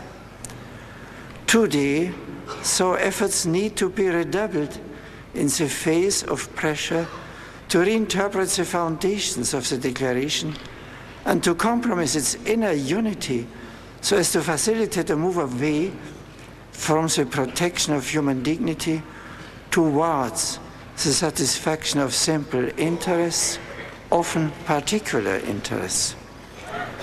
The Declaration was adopted as a common standard of achievement and cannot be applied piecemeal according to trends or selective choices that merely runs the risk of contradicting the unity of the human person and thus the indivisibility of human rights. Experience shows that legality often prevails over justice when the insistence upon rights makes them appear as the exclusive result of legislative enactments or normative decisions taken by the various agencies of those in power. When presented poorly in terms of legality, rights risk becoming weak propositions divorced from the ethical and rational dimension, which is their foundation and their goal. The Universal Declaration, rather, has reinforced the conviction that respect for human rights is principally rooted in unchanging justice, on which the binding force of international proclamations is also based. This aspect is often overlooked when the attempt is made to deprive rights of their true function in the name of narrowly utilitarian perspective. Since rights and the resulting duties follow naturally from human interaction, it is easy to forget that they are the fruit of a commonly held sense of justice, built primarily upon solidarity amongst the members of society and hence valid at all times and for all peoples. This institution was expressed as early as the 5th century by Augustine of Hippo, one of the masters of our intellectual heritage. He taught that saying, "Do not do to others what you would not want done to you," cannot in any way vary according to the different understandings that have arisen in the world. Human rights, then, must be respected as an expression of justice and not merely because they are enforceable through the will of the legislators. Ladies and gentlemen, as history proceeds, new situations arise, and the attempt is made to link them to new rights. Discernment, that is, the capacity to distinguish good from evil, becomes even more essential in the context of demands that concerns the very lives and conduct of persons, communities, and peoples. In tackling the theme of rights, since important situations and profound realities are involved, discernment is both an indispensable and a fruitful virtue. Discernment then shows that entrusting exclusively to individual states with their laws and institutions, the final responsibility to meet the aspirations of persons, communities, and entire peoples can sometimes have consequences that exclude the possibility of social order respectful of the dignity and rights of the person. On the other hand, a vision of life firmly anchored in the religious dimension can help to achieve this, since recognition of the transcendent value of either men and women favours conversion of heart, which then leads to a commitment to resist violence, terrorism and war, and to promote justice and peace. This also provides the proper context for the interreligious dialogue that the United Nations is called to support, just as it supports dialogue in other areas of human activity.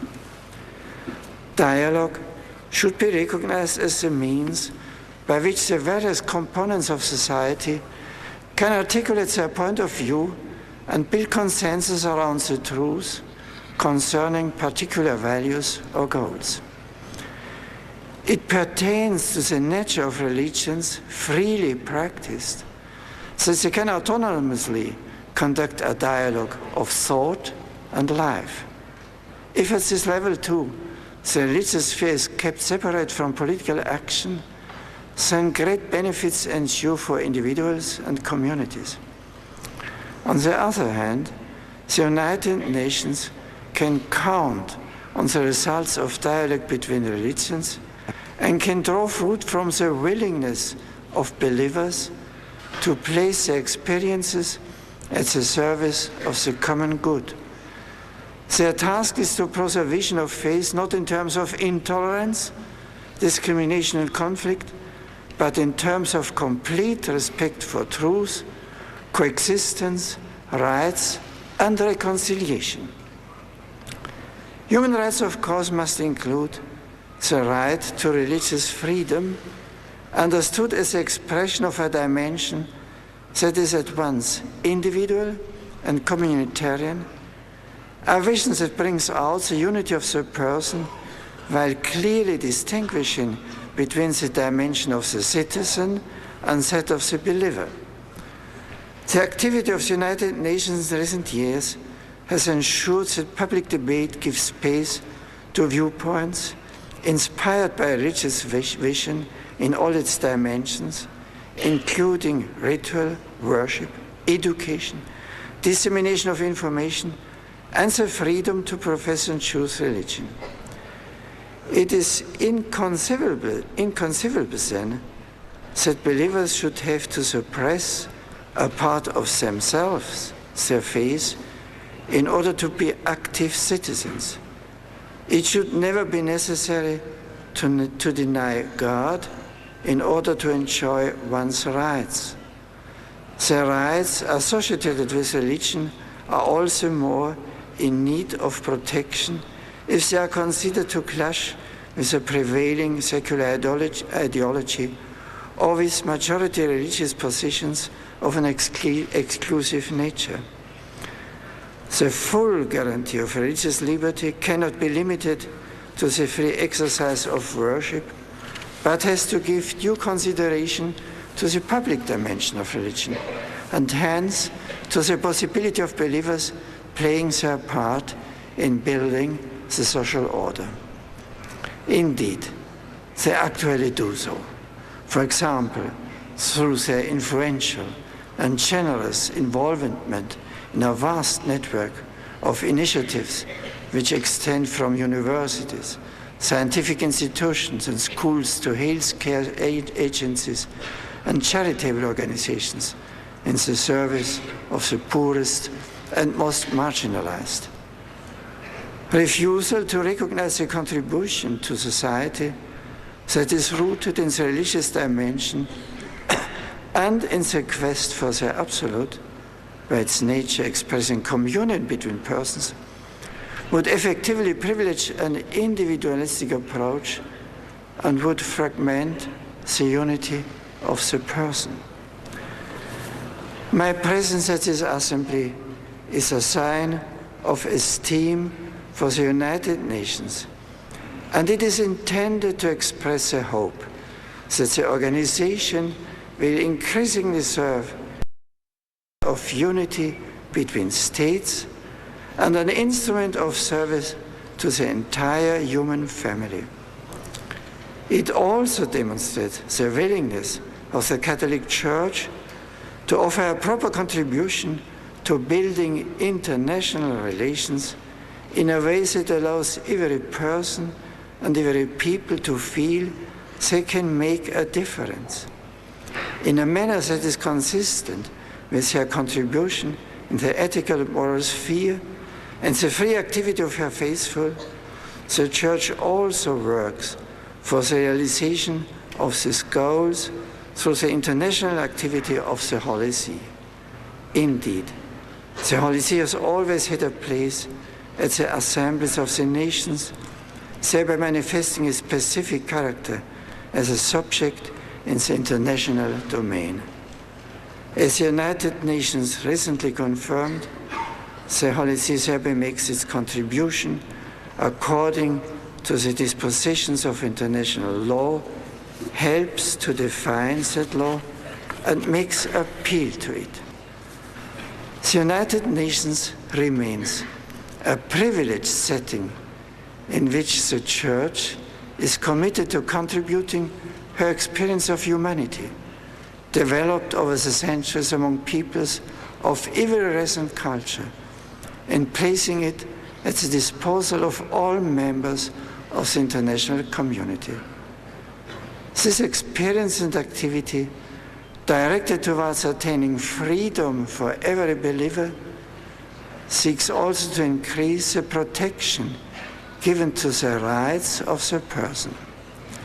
Those rights are grounded and shaped by the transcendent nature of the person, which permits men and women to pursue their journey of faith and their search for God in this world. Recognition of this dimension must be strengthened if we are to sustain humanity's hope for a better world, and if we are to create the conditions for peace, development, cooperation, and guarantee of rights for future generations. In my recent encyclical Spe Salvi, I indicated that every generation has the task of engaging anew in the arduous search for the right way to order human affairs.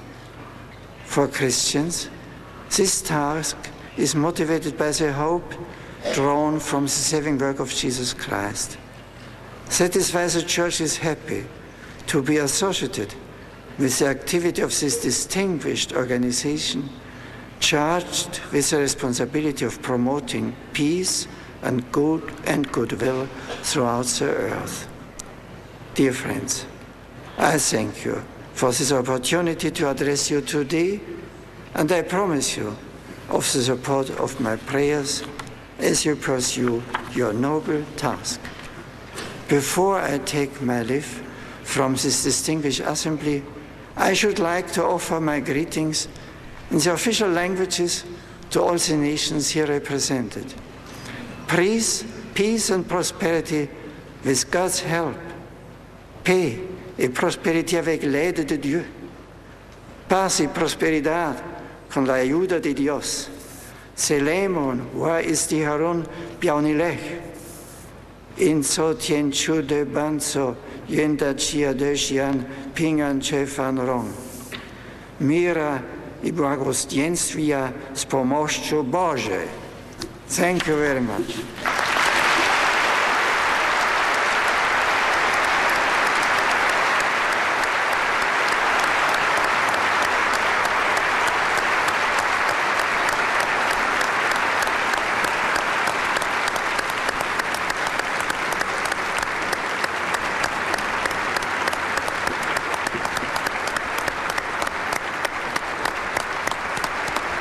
Pope Benedict XVI, a simple final sentence, peace and prosperity with God's help, repeated as he foreshadowed in all the official languages of the United Nations as the sustained applause goes on from most members of the General Assembly now standing for Benedict XVI. Watching all this with us, Stephen Week and George Weigel. George, your impressions? I heard four themes, Brian, hammered on throughout this address. First, that human rights are the common language of humanity. This is a grammar that can turn noise into real conversation. Secondly, the question, will it work, is not the only question to be asked in public policy. I think here a specific reference to biotechnology. Third, religious freedom is the first of human rights and is the measure of any just society. And fourth, and perhaps most strikingly or boldly, that sovereignty does not mean that you can do whatever you want to your people without international scrutiny, censure, and perhaps international action. This notion of a responsibility to protect. Protect what? Protect the dignity and rights of persons as the fundamental task of government is a very, very striking idea. Stephen Week, you take the first section of this morning's New York Times, which a lot of us woke up to, and take a look at our world. Starvation in Haiti, American troops searching rooftops in Sadr City, an American Supreme Court justice who has decided the death penalty is wrong, and he has said so. This Pope, it seems to me, could have gone through a laundry list of issues, places, people, and chose not to. Absolutely. He took the highest road that was available to him, and he took it for a specific reason, so that he could take to task the overarching theme of our times, which is globalization.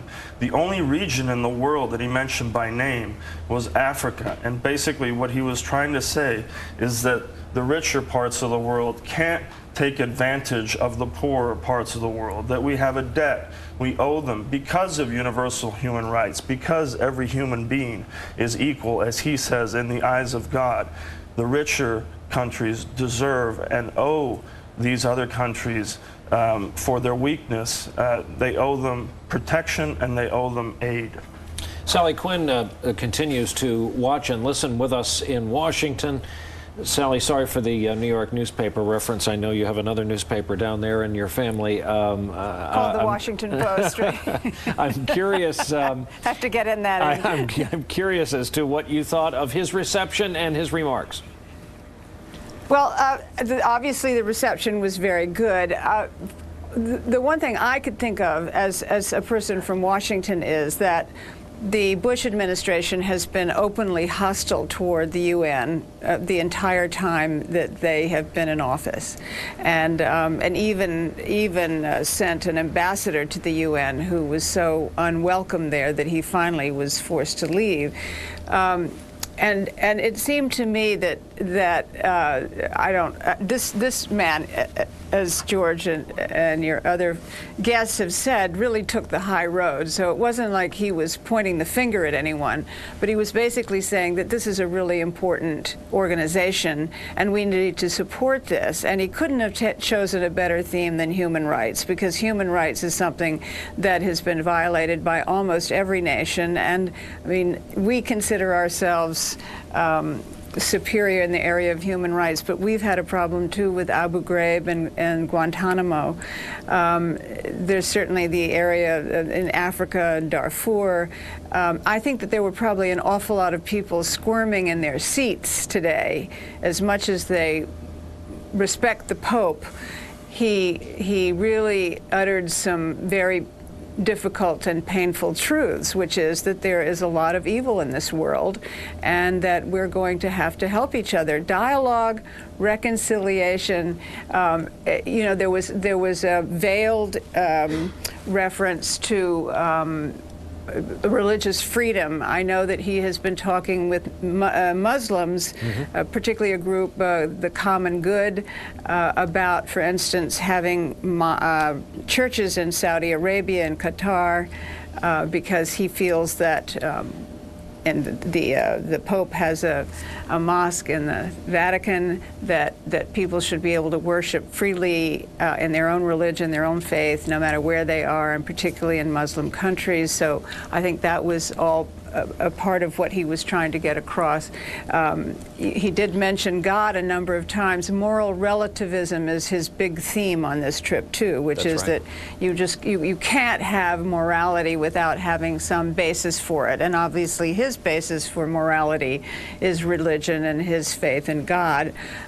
He has been very outspoken about secularism, and particularly about Europe being secular. I think he feels that his trip to the United States will help people overcome this notion of moral relativism, and I think he was talking about that in terms of the global nations as well. And Stephen Week, about 30 seconds, you noted at the end of his White House speech, he said, I'm off to the UN, in effect, Mr. President. That's right, and that was probably the only, veiled criticism that he has laid onto this administration so far. Despite all the wars and all the conflicts that this country is engaged in right now, the only thing he's pointed out is that he cares about the UN, that he shows a lot of respect for the UN, and that this was important. So the Pope remains at the United Nations. Several more stops within the building and within that body to go, including the aforementioned meditation room there. You see the police commissioner of the city of New York, Ray Kelly, along with his wife, waiting. A lot of dignitaries, of course, as was the case in Washington. A lot of New York's royal families waiting to greet the worldwide leader of the Catholic Church.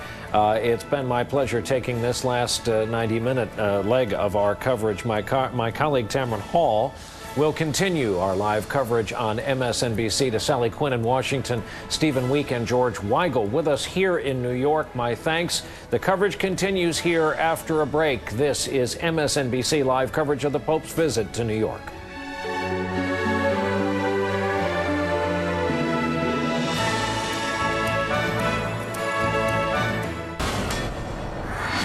We start with this campaign alert right now. John McCain, has just released his tax records for 2006 and 2007. His federal returns show McCain earned about $474,000 in total taxable income over the past 2 years. Senator McCain paid $157,000 in federal taxes and donated about $340,000 to charities with his wife, Cindy. Much of that money came from the sales of 5 books. McCain's Senate salary makes up about $323,000 of his total income. And the 71-year-old is also collecting Social Security, about $45,000 in 2 years. There you have it. My panel is already snickering about this. We'll have much more from NBC's Kelly O'Donnell coming up. And we've got another campaign alert. Barack Obama is speaking right now in Pennsylvania. He's at a town hall meeting at Penn State Erie, and a short while ago he said John McCain is disconnected from the hard times Americans are facing in Pennsylvania and elsewhere around the country. The Illinois senator will make 4 stops across Pennsylvania today, ending the day tonight in Philadelphia. And finally, the Pennsylvania primary is just around the corner. 4 days left for the Democratic candidates to try to win over those undecided voters in Pennsylvania, estimated about 8 to 12% of those out there. But will they be better off sticking to issues rather than taking those shots at each other, or can they do both effectively in 4 days? A new Washington Post poll finds that 49% of Americans say they're spending too much time arguing about things that don't matter. Keith Richburg is the New York bureau chief for the Washington Post. Jonathan Alter is an NBC News analyst as well as senior editor and columnist for Newsweek magazine. And they were the 2 gentlemen you heard snickering when we were talking about John McCain's Social Security, which brings up, of course, his age, Jonathan. Well, I actually wasn't snickering about that. I don't snicker about old folks. I got parents. You smile with glee. But the reason I was laughing a little bit is that those returns are very misleading. They don't tell you about their net worth, because they don't release the K-1 forms. You saw that he gave away almost as much money as he made. Correct. Why? Because he and Cindy McCain, through her family connections, I think their net worth is close to $100 million. million. She's an heiress. Her father has the beer distribution. They have a prenuptial agreement, though, which has been pointed out why it wouldn't be reflective. I've read, Jonathan, that's why it's not reflected in the tax return. Keith? I've heard that, too. Actually, the reason I was snickering was because I forgot who was the elitist in all of this and who was supposed to be the one of the people, the guy with the millionaire wife. Okay, so we're back to that again, Jonathan, which brings us to the whole point of this panel is that, you know, you've got the numbers here, Jonathan and Keith, of people saying, listen, we want to hear these candidates talk much more about the issues, but it's split, Jonathan. 49% say that they'd much rather have them spending time doing that. Can they do both? Can Barack Obama and Hillary Clinton in these 4 days take these shots at one another, but still talk about the issues that people want to hear about? Well, I think Obama would rather not get into the scuffle on these various what he is now calling manufactured distractions. He'd rather talk more about the issues where he's stronger. Hillary Clinton very much needs to raise doubts about Obama, so she's focusing on the negative. Most of her ads on TV, even I think for a few days, all of her ads were attack ads. So they kind of have different agendas in these last few days. But even with the agenda, Keith, of going after Obama, we know the likability numbers for Hillary Clinton are lowest since she became a New York senator, I believe. So again, how does she do both in this with 4 days left? Well, she's got a huge problem because, her only way to win this thing, she can't win on pledged delegates, she can't win on states won. It's very unlikely she can win on popular vote. She's got to tear down Barack Obama and raise this doubt among super delegates. Right. That's who her audience is. The problem is her negatives are so high, and the polls, the Washington Post poll shows that she's not doing that well against John McCain. I have to ask you, too, about these super delegates and all of this. I'm reading some response, Jonathan, a couple of newspapers going in search of these super delegates, and you hear that if Obama comes close to winning or upsets her in Pennsylvania, that the idea of waiting until June, as some have said they would do, or July, that won't happen. Well, if he upsets her in Pennsylvania, the primary campaign will be over a week from now. She'll be out at the end of next week. Basically, the only way this continues is if she wins Pennsylvania, and then on May 6th, if she wins Indiana. If he were to win Indiana, it will be over after May 6th. So there are certain kind of moments when this thing, by consensus, could end. On the superdelegate front, he needs a third of the superdelegates. She needs 2/3 of the superdelegates. And so far, she's behind. In the last 2.5 months, 80 of the uncommitted superdelegates have gone for Obama, 5 for Hillary Clinton. So that's another indicator of the steep hill she has to climb. And we've seen a few trickle out this week and support those superdelegates of Obama. Real quick, Keith, we're out of time, though. What percentage point do you think she needs to win for this to be convincing and not seen as a slight victory, even if the numbers don't match for Obama? It's all going to be spin and an expectations game. If she wins by, 2 votes, she's going to claim it as a decisive victory to go on. I would say it's got, if she's within 5 percentage points, there's going to be a lot of clamor for her to shut this thing down, mainly because it's gotten so bitter and the attacks have gotten so personal. That's why people want it over with. All right, Keith and Jonathan, thank you for your time. Thanks, and keep in mind, MSNBC is the place for politics, and we'll be covering the Pennsylvania primary all day long next Tuesday, starting at 6 a.m. Eastern, bringing you the very latest developments and the results. President Bush has officially announced his choice for the new Secretary of the Department of Housing and Urban Development, Steve Preston, who's been in charge of the Small Business Administration for the past few years, will take over as HUD chief if confirmed by the Senate. He replaces Alfonso Jackson, who announced his resignation last month amid allegations of political favoritism and a criminal investigation. The new housing secretary has certainly a big job on his hands. He takes over the post as the nation faces a housing crisis and record foreclosures. Well, so far, no reports of injuries or major damage from that rare earthquake that rattled people in the Midwest this morning. It hit just after 4:30 Central Time, 5:30 Eastern. The 5.2 quake was centered near the town of West Salem, Illinois, but was felt in cities as far away as Chicago, Cincinnati, and St. Louis. We'll have more on that. We got some breaking economic news today with big implications for the U.S. workforce.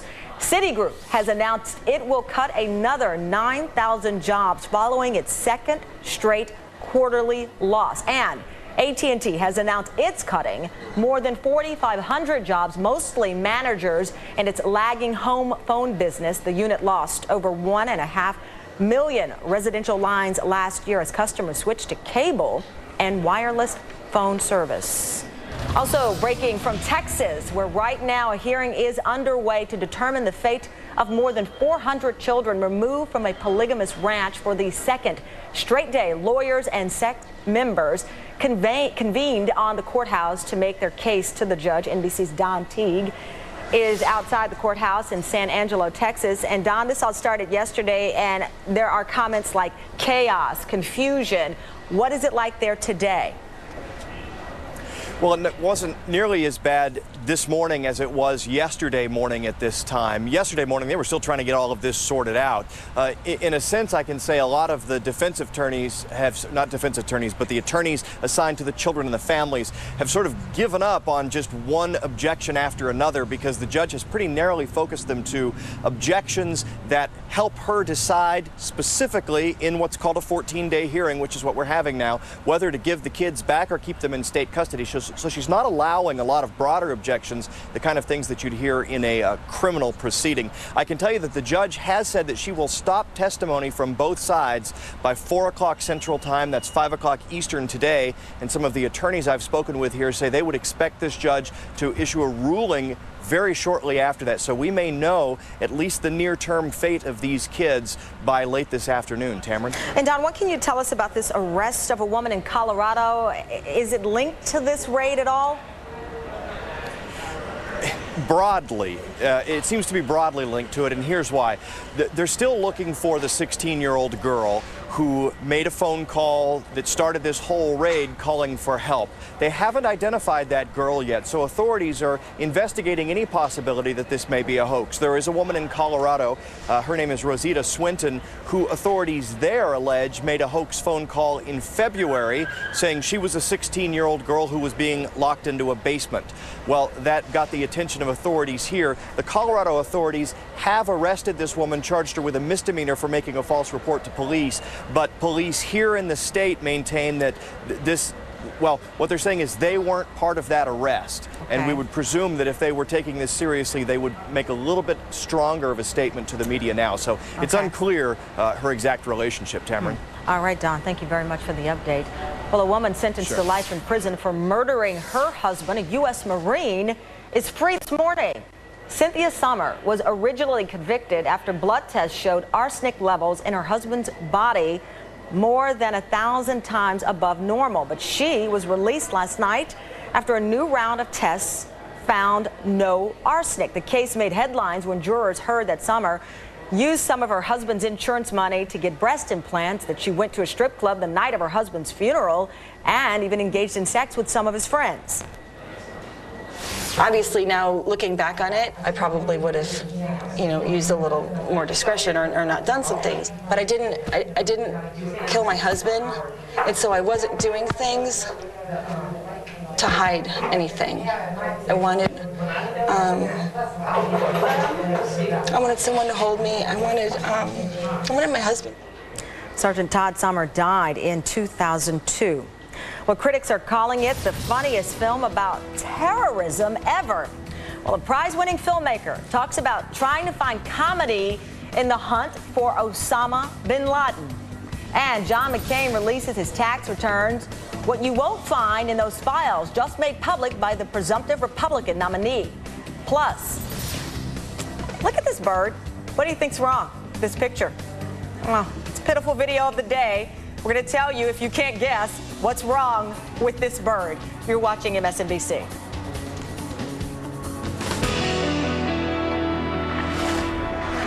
MSNBC Decision 2008 is brought to you by Liberty Mutual. Responsibility. What's your policy? John McCain is older than FM radio. John McCain is older than the Golden Gate Bridge. And the Lincoln Tunnel, too. McCain is older than the periodic table of elements. All right, not really, but he is older than plutonium. I got it. Okay, this is a video playing on a new website. It's called YoungerThanMcCain.com, as the name suggests, and you just heard, it highlights all of the things younger than John McCain, including Velcro, nylon, and Coke in a can. The site was created by a Democratic operative who used to be the political director for the AFL-CIO labor union. So far, no comment from the McCain campaign. Well, we do have a campaign alert for you right now. John McCain has just released his tax records in the last hour, following in the steps of his Democratic rivals. NBC's Kelly O'Donnell is covering the McCain campaign for us. And Kelly, I just had Jonathan Alter, MSNBC analyst, in here, and he pointed out that Mr. McCain earned $474,000, but gave away $340,000, which would almost be his entire income. But the deal, or the fine print, we need to understand here, I should say. Well, let me give you an idea. This is the amount of documentation that they have just released. So as you can imagine, we haven't consumed it all just yet. But the big headline here is really, for viewers who aren't aware of this, is that John McCain's wife of 28 years, Cindy McCain, is the daughter of a man who, late Jim Hensley, who had founded a beer distribution company in Arizona. He became very, very wealthy. Upon his death, he left that business to his daughter, Cindy, who remains chairman of the company. It is privately held, so we don't know exactly what it's worth, except it is, by some estimates, perhaps worth as much as many tens of millions, or perhaps as high as $100 million. So throughout their entire marriage, the McCains have filed their taxes separately. John and Cindy McCain do live in Arizona, which is a community property state. And what that means is that anything that they earn during the time of their marriage is shared by them. So, for example, McCain's book royalties. He's earned almost $2 million over the last many years for several books that he's written. Those royalties he gives to charity.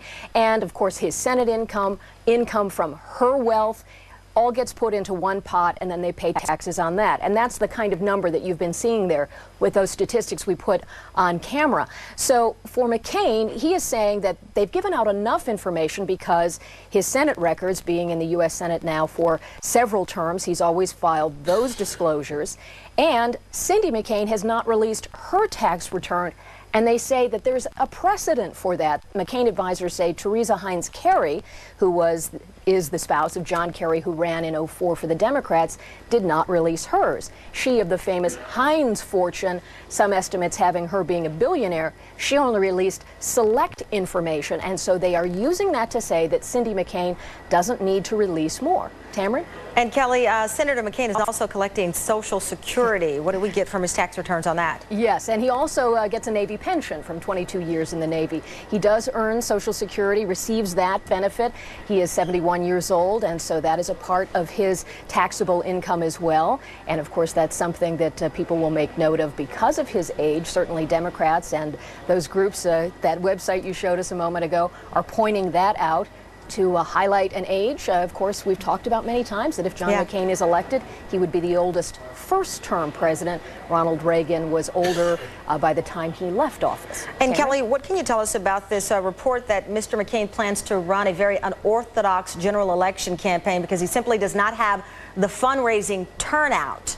Well, what they want to do is use free media, which means coverage from organizations like ours, and they want to maximize that as much as possible by doing events and hoping that McCain can get his message out over the web, over television, over newspapers, and therefore need to spend less in advertising dollars. They know that Democrats, whether it's Obama or Clinton, have way outraised him, so they're going to try to turn that to their advantage and say, we can't match them dollar for dollar, so we're going to do it differently. They also have sort of fused the campaign with the Republican National Committee, which has about $25 million cash on hand, unlike the DNC, which runs with much less cash available. So it's a very different structure between the Democrats and Republicans. So they say that McCain will be able to use all that Republican National Committee money in addition to what he raises, and they will just simply try to get him in the paper and on television as much as possible to try to match whatever ads his Democratic opponent puts on the air. Some of that free TV. All right, thank you, Kelly. Well, turning back now to that rare earthquake that rattled the Midwest this morning, NBC affiliate WAVE is in Louisville, Kentucky. They were on the air when that earthquake hit. Look at our lights right there. They are shaking. We can feel it beneath us. The whole studio is shaking. It started as a real small thing, and then right when we were coming back off of that story there, you can really feel the whole studio here shake. A little bit noisy. It's just about 30 seconds. It's still starting going on. again right now. Mara Ansari is a reporter for WAV. She joins us live from Louisville. So, Mara, give us an update on the damage, if any, out there and the aftershocks, and quite frankly, how folks are feeling right now with this rare earthquake. Well, Well, you know, Tamron, it happened around 5:36 this morning here in the Louisville area. As you saw from video of Carrie and David anchoring our morning show, you could see things rattling around. I know I was in bed sleeping and it suddenly woke me up. I couldn't quite figure out what had happened this morning. Turning on the TV, just saw how things were unfolding here in the Louisville metro area. Since then, this morning around 5:30, our city crews have been out assessing the area to see if there are any damages, and so far, nothing major to report. There was just one building on Kentucky Street that had a little bit of damage. A piece of the building fell off. But so far, crews have been out assessing the area, looking at bridges, looking at roadways, inspecting buildings. The one thing that did happen this morning that was a little worrisome was that our 911 call center nearly got shut down because the influx of calls that came in, people wanting to know what had happened. 911 is not the number to find out information. It is only obviously for emergencies, but they had about a 20-fold increase in calls, which was quite dangerous this morning when they are assessing things, trying to figure out what is going on in this area. State Cabinet transportation officials are also inspecting bridges like the one right behind me. Crews are out here taking a look at things to make sure that our bridges are safe. They were knocking down some of the concrete that was on the bridge that was loose, not caused by the earthquake, but just things that they had noticed while inspecting the bridges in the area. They're going to be continue doing that throughout the day. And again, no damage to report here in the Louisville metro, southern Indiana area. I'm Myra Ansari reporting from the riverfront in Louisville. Back to you. All right, Myra, thank you for the update. Well, they say birds of a feather flock together, but what do you do if you're Oscar? Oscar is a female cockatoo, and as you can see for yourself, poor girl missing all her feathers. She lives at the Florida Humane Society. She suffers from a disease that causes her feathers to irritate her, and she plucks them out.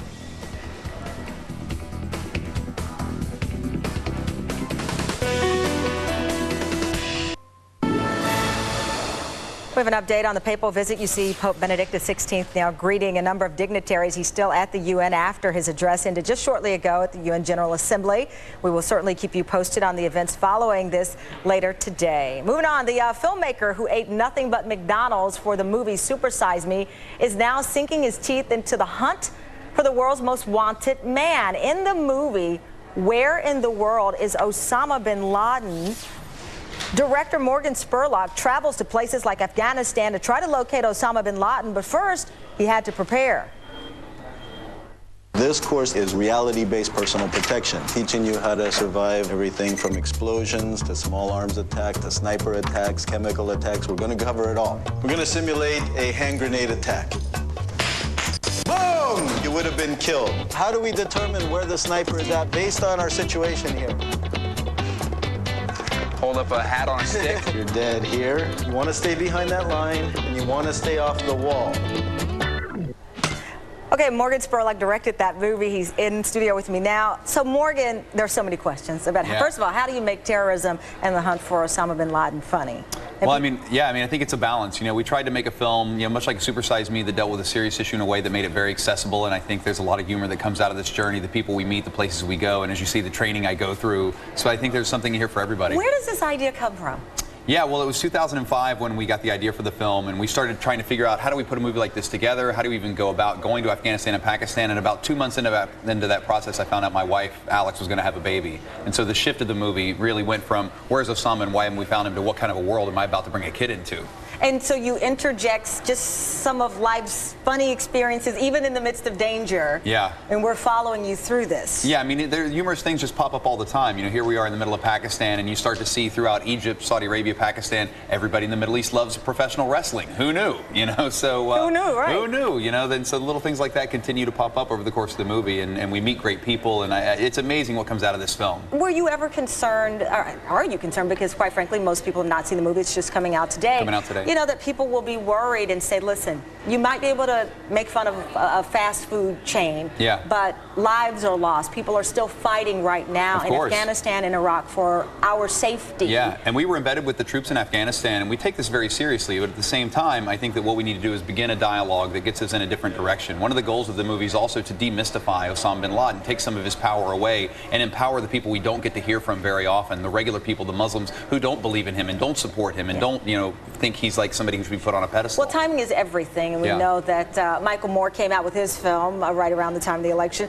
This is not very far from the general election, and many people are saying that Osama bin Laden is the forgotten part of this presidential race. He is. Do you think your movie, even though it's seen as, you know, having these humorous slants in it, could have an impact on bringing his name and what is really at stake back to this dialogue? Well, I think if it gets people thinking and talking and really brings him back into the forefront, it would be a real positive thing to have in the campaign. One of the things that really comes out of the movie is a need for our foreign policy to shift. You know, the United States used to be seen as a beacon of hope and democracy, and we're not anymore in the world today, and I think we really need to examine that. So does the film, can you give away the ending? Do you know where Osama bin Laden is? Yeah, I think we got close. By the end of the film, I think we got to within like 50 to 75 miles where a lot of people thought he was. You know, we didn't find him, but we found a lot of other great information in the movie. Okay, thank you very much, Maureen. I can't wait to see it. Thank you. Thanks. Well, coming up on MSNBC, the latest pictures from that Midwest rare earthquake this morning, plus the Florida cheerleader seen all over the internet being attacked by her friends. Well, now she's speaking out,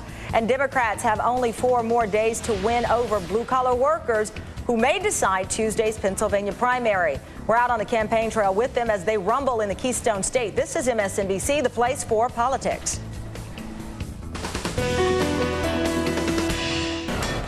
Welcome back. We've got this campaign alert in. Hillary Clinton campaigning right now in Radnor, Pennsylvania. There you see Senator Clinton addressing a crowd there. Can you believe it's just 4 days until the Pennsylvania primary? So much hype. We got the debate, the residue from that. A lot of things to talk about, and it seemed like nonstop campaigning. And as I mentioned, we're so close to the end, at least when it comes to the Pennsylvania primary. And today, a pro-Obama group launched a new ad. This one features blue-collar workers on how much it costs to fill up their pickup trucks.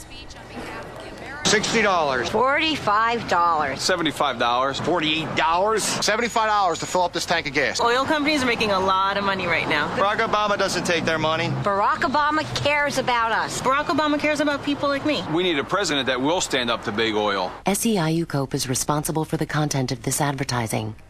NBC's Ron Allen is covering the Clinton campaign. So, Ron, obviously this is a counter ad to the ad we saw in reference to the bitter comment from Senator Obama. Let me ask you, what are you hearing as far as the support, blue-collar workers? Is that a stronghold right now for Hillary Clinton?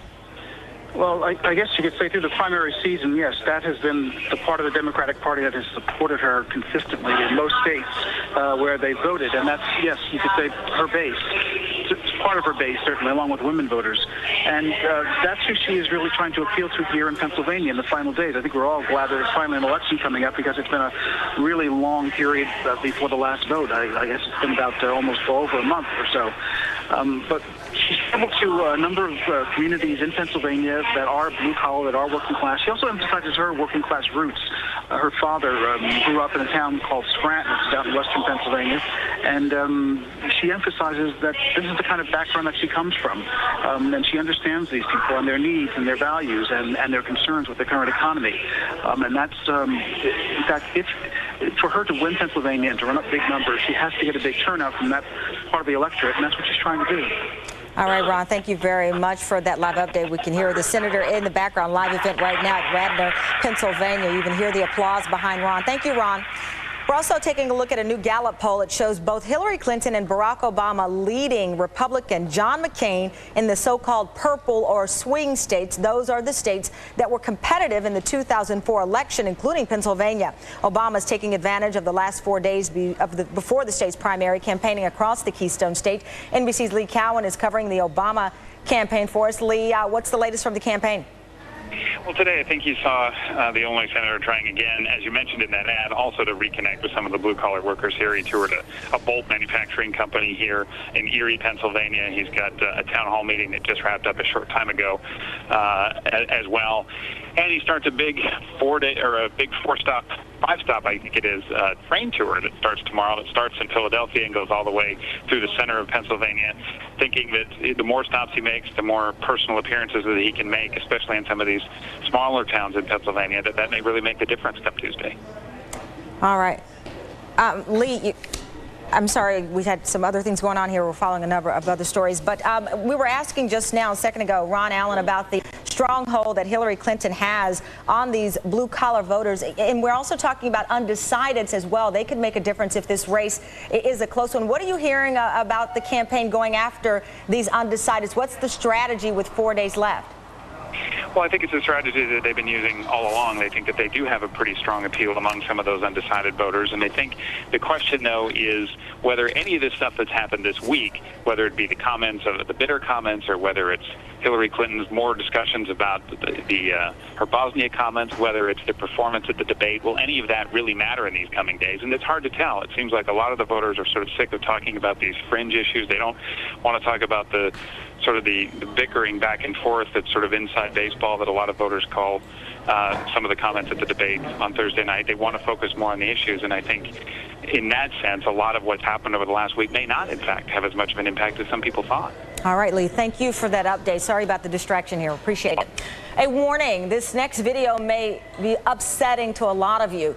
It was shown in court in the case of a man accused of intentionally killing a police dog last year, and the video shows a man jumping from the Coronado Bridge in California with a dog after a police chase on New Year's Eve. A judge ordered the man to stand trial on 4 felony charges.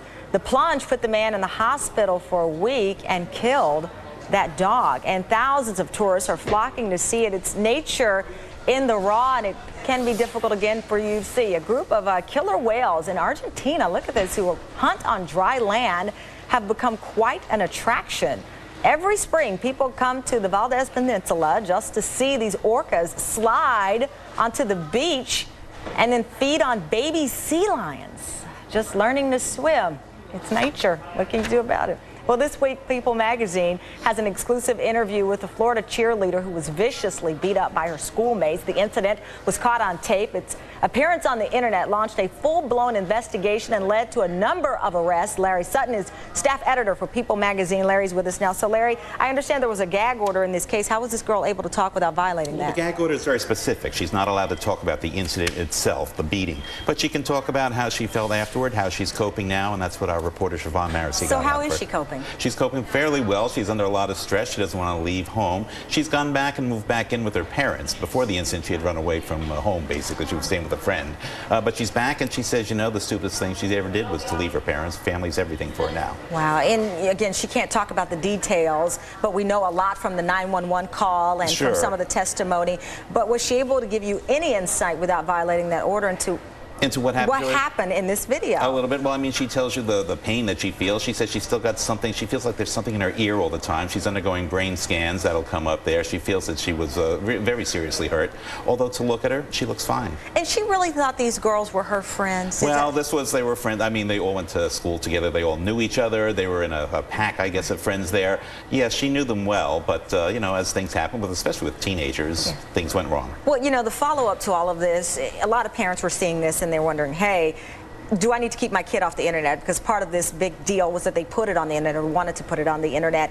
And, you know, just the mentality of these mean girls that we're hearing so much about. Did she talk about those things? Well, she did a bit. In fact, her father spoke a lot about that, too, saying, you know, when my daughter got beat up, she got beat up across America, not just in a little room there. That's not right. It's going to haunt her for the rest of her life. She also said that she gets freaked out when her little sister, her 3-year-old sister, has seen the videotape on the internet and said to her, gee, they're beating up my friend, they're beating up my sister.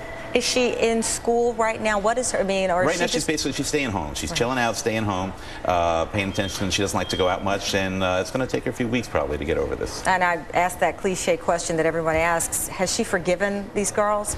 She doesn't speak about that. She's spoken to a number of the girls who were in that incident, but again, under that gag order now, the judge will not allow her to talk to any of the girls who were there in that beating incident. What a story! All right, Larry, thank you very much. You're welcome. Well, turning a curse into a cure for cancer. That's what the Boston Red Sox charity Jimmy Fund is doing with the David Ortiz jersey that was buried and then dug up at the new Yankee Stadium. They put the jersey up for sale on eBay and will donate the winning bid to a children's cancer charity. So are you ready for this? Already, the bidding up to $30,000.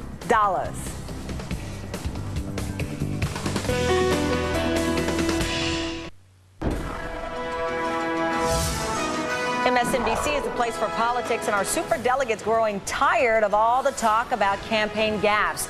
Well, they might be. The New York Times reports that about 15 Superdelegates don't believe remarks like Clinton's Bosnia sniper misfire or Obama's bitter comments will hurt the Dems in the general election. Meanwhile, one superdelegate joked that Bill Clinton offered to shine his cowboy boots and wash his pickup truck in return for an endorsement. That is what I'm reading. I certainly hope, ladies and gentlemen, that is true. DNC Chairman Howard Dean is calling on new urgency, though, from these superdelegates to make up their minds.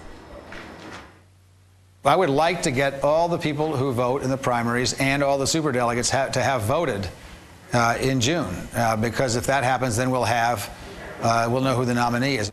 So let's talk about it with Keith Richburg, New York bureau chief with the Washington Post, and Jonathan Alter, senior editor and columnist for Newsweek. Jonathan is also an NBC News analyst. So Keith, I'll start off with you. What do you make of Chairman Dean's remarks now? Yeah, well, it's interesting because he's kind of been moving up his timetable a little bit now. But I think he sees that the tone of this got particularly nasty over the last week or so, and he really wants this wrapped up. He's seeing John McCain getting this kind of free ride. He's mentioned that before. Yeah, but didn't you say this was good for democracy to have it, and it would make the person who evolved as the nominee a tougher candidate? Well, exactly. That's what he said before, but I think he saw how the tone of this thing went more recently. And I think people are starting to get a little worried. Every time it takes this kind of negative swing, they get a little bit more worried. If they're just both out there pitching themselves and not kind of cutting down each other, that's one thing. But they're seeing these polls that show John McCain is doing fairly well, in these matchups. And that should be a worrying thing for Democrats in a year that should be a Democratic year with an unpopular war and a worsening economy and an unpopular incumbent. Why is McCain doing so well? Because there's no Democratic nominee yet. Do you agree? Yeah, I think this is headed downhill for the Democrats right now, and a lot of them are worried about it. Look, they've made it very clear that this will be over by June. There are still some party elders beyond Howard Dean. They're all clear on this. They do not want this going to the convention. And I think even though they don't have a lot of power anymore in the Democratic Party, they have enough to keep this from going all the way to August. So the question is, can they wrap it up sooner than that? And that, of course, depends on what happens in these upcoming primaries. But I think there's some bloodletting now that is really worrying a lot of Democrats. What about these 15 superdelegates? And 15 is a small number, but listen, we're trying to get information anywhere we can these days, Keith, and that say that these comments don't hurt the Democrats in the general election. How could they not? I mean, you hear people constantly saying John McCain will take some of these things, whoever the nominee, and then just pop them in some ad or 527 ad from someone else. Well, I think what they're saying is that, there are going to be a lot of these gaffes around, and let's get beyond that and start focusing on the big things. I mean, a lot of Democrats, these 15 and others, are saying, look, this is an election year about big issues. You've got Iraq, you've got the economy. It's not going to be an election year like past election years, which were decided on things like John Kerry windsurfing or Michael Dukakis in a tank, that people are sick of that kind of little issue deciding politics. There are big issues on the table here. It's interesting you say that. I was eavesdropping on a conversation yesterday these two women were having. One woman said she'd just flown back from Oklahoma, got into a chit-chat with the man next door, and he said, how can you vote for a guy whose name is Barack Hussein Obama? And she, being from New York, thought, how can you still believe that this is, has anything to do with the election? Well, that's going to be an issue for certain voters going all the way to the election. But this idea that things that we're arguing about in April will be central in October is just wrong, and there's no history of it. Yes, they will bring back Reverend Wright and, this gaffe or that gaffe if Obama's the nominee, but they won't be new. And the thing about politics is that there's nothing more stale than a 6-month-old soundbite. So the 527s, they can gin up, ads. McCain will not make ads of these things. There's no history of that. I mean, everybody in the Democratic Party just assumes, McCain will use Hillary Clinton attacking Obama in his ads. Almost certainly he will not do that. And because he's really said it's that just, but not just because he's a nice guy. It doesn't work. There's no history of it ever working, and these guys don't take stuff from primary campaigns and use it in a general election. They've got more important things to worry about and to focus on. So that's really not a big concern. Real quick, I'm just told at this campaign event in Pennsylvania, Senator Clinton just had a quote, if you can't stand the heat, get out of the kitchen. And I believe she said, Omnika, if this is right, can't stand the heat, get out of the kitchen. And she can stand the heat in the kitchen. That's what she's saying now. So that doesn't sound like they're ready to cool off the room. The souffle has fallen. It's bad. Yeah, she was complaining. She was saying that Barack Obama shouldn't be complaining about the way he was treated at the debate. You know, she forgets about the fact that she complained how she was treated at previous debates. But Jonathan, I mean, if this comment is not just an emotional moment for her and a clear picture of what she's feeling, sure, she's not ready to turn off the heat. Oh no, not at all. And she's very, very tough. And I think we saw in this last debate where she basically, won the debate. Obama had his worst debate performance, I think, all year long. And so she's, pumped up, and she thinks that she has no choice but to continue on this path. So if you're a Democrat, it's going to get worse before it gets better in terms of the tone of this campaign. All right, Keith, Jonathan, thank you both very much. Well, former President Jimmy Carter, his controversial meeting with the terrorist group Hamas, is it helping or hurting the Mideast peace process?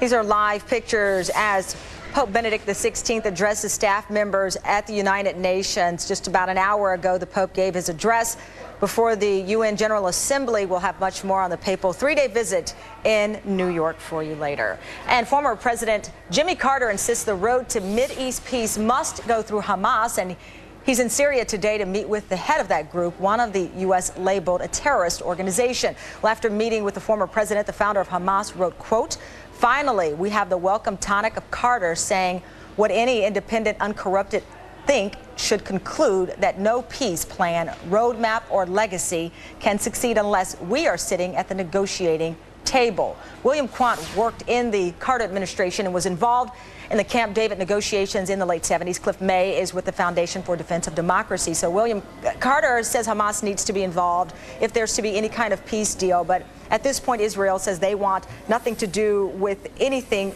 related to Hamas. Is his work, can he accomplish his goal at this point? You want to start with Jimmy me? Carter is now a private citizen. And he's not about to make an enormous impact on a peace process, which at best is very fragile right now.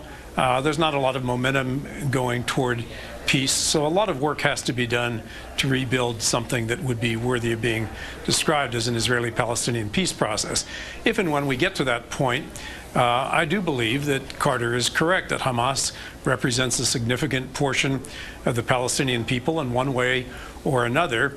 They're going to have a role in whether a peace process succeeds or not. So I don't think he's done any damage by talking to them. I'm also not sure that it's done very much to advance this lingering and rather ill peace process that we talk about.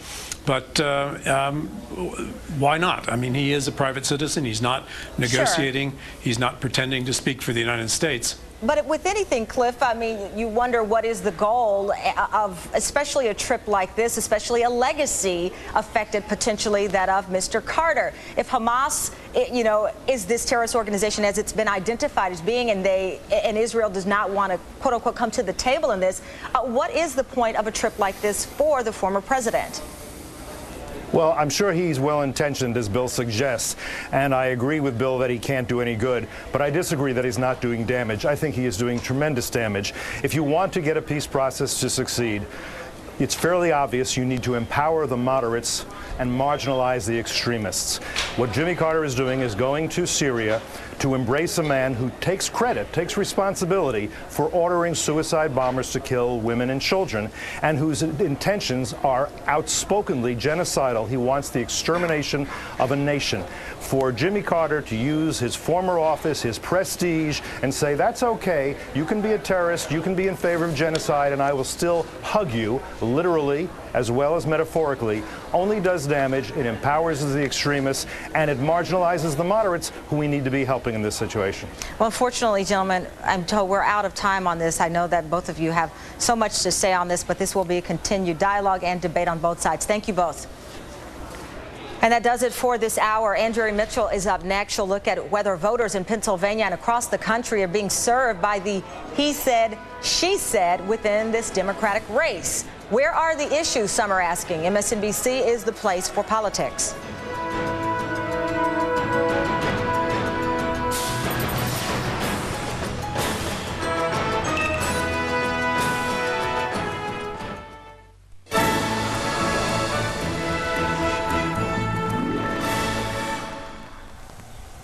Good day, I'm Andrea Mitchell, live in Washington. This hour, we are monitoring Pope Benedict XVI's historic visit to America. Today, the pontiff is in New York City.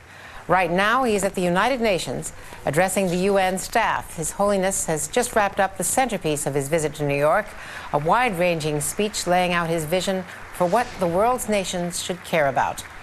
There are more events on his schedule today, this hour and the rest of the day, and we will bring them to you live as they unfold. MSNBC is the place for politics, and we begin with a campaign alert. Former Senators Sam Nunn and David Boren have announced they are endorsing Barack Obama for president. Nunn and Boren say that they have chosen to back Obama because of his judgment and his ability to strengthen national security. Key endorsements here from two senators well known for their experience in armed services, on foreign policy, and intelligence. Senator Nunn, the longstanding Armed Services Committee chairman for many, many years. Senator Boren, former chairman of the Senate Intelligence Committee and now the president of the University of Oklahoma. Both are now serving as advisors to Barack Obama's national security foreign policy team.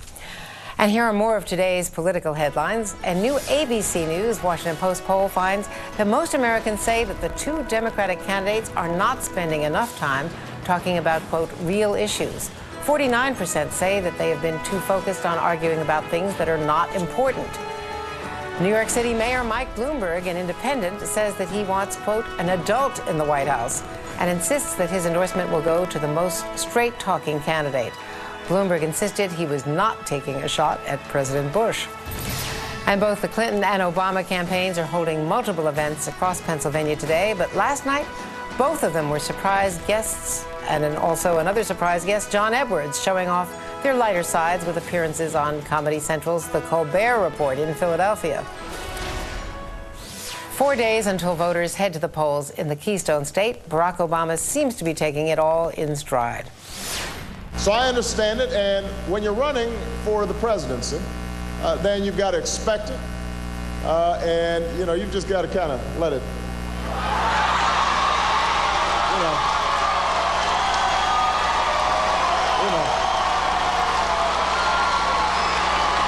That's what you got to do. That's what you got to do.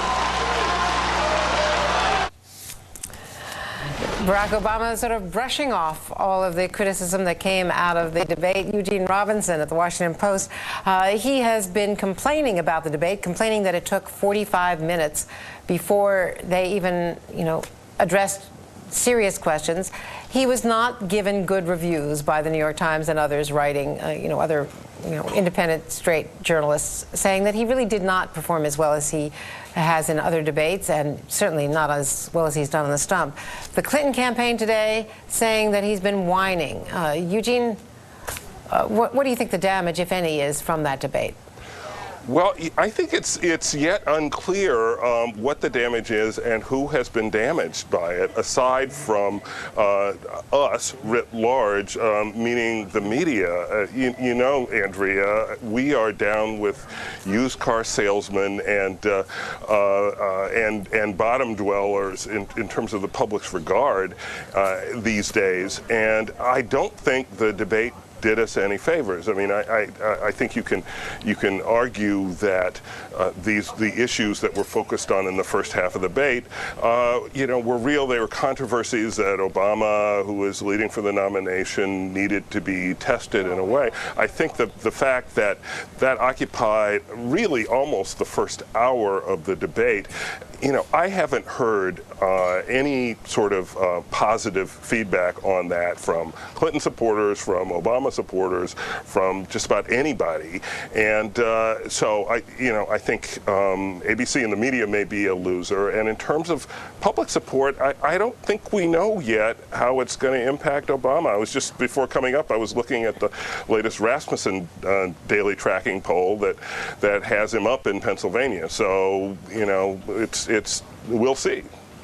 Let me play just a bit of Hillary Clinton. I think she was out in Radnor, out on the main line outside Philadelphia today. And this was her new attack against Obama based upon his complaining about the way the debate questioning went. Take a listen. I'm with Harry Truman on this. If you can't stand the heat, get out of the kitchen.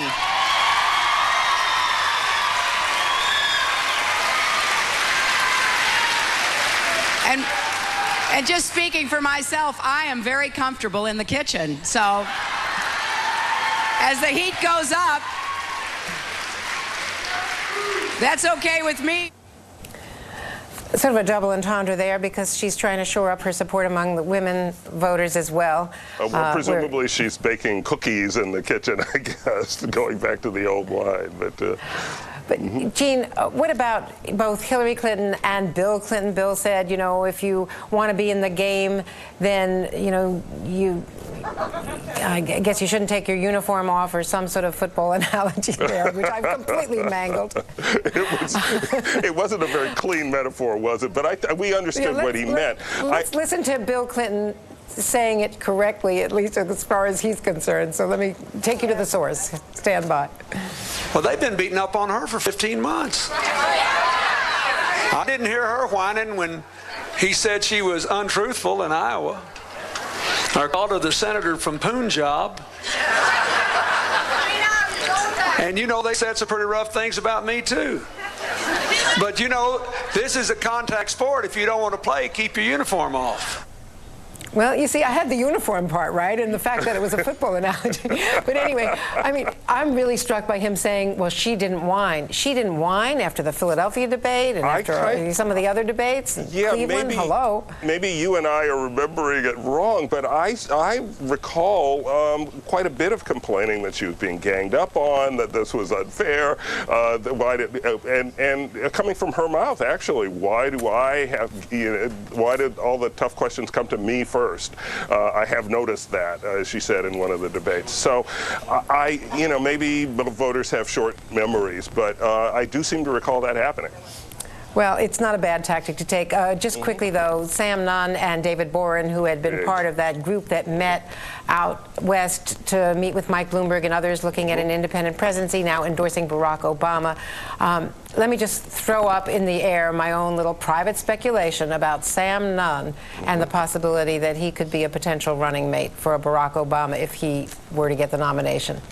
Well, I think that that would make a lot of sense on a number of levels. I have no idea if that would happen, but talk about shoring up your national security credentials. You know, I think that is a big deal endorsement, because if Obama had a weakness on national security, you don't get more kind of moderate hawkish than Sam Nunn and David Boren, and you don't get a whole lot more expertise in national security matters than those two former senators have. So I think there ought to be, I think, quite a bit of joy in the Obama camp about that. If anything, they might want to move to reassure the more liberal wing of the party that this does not mean some sort of rightward turn by the Obama campaign.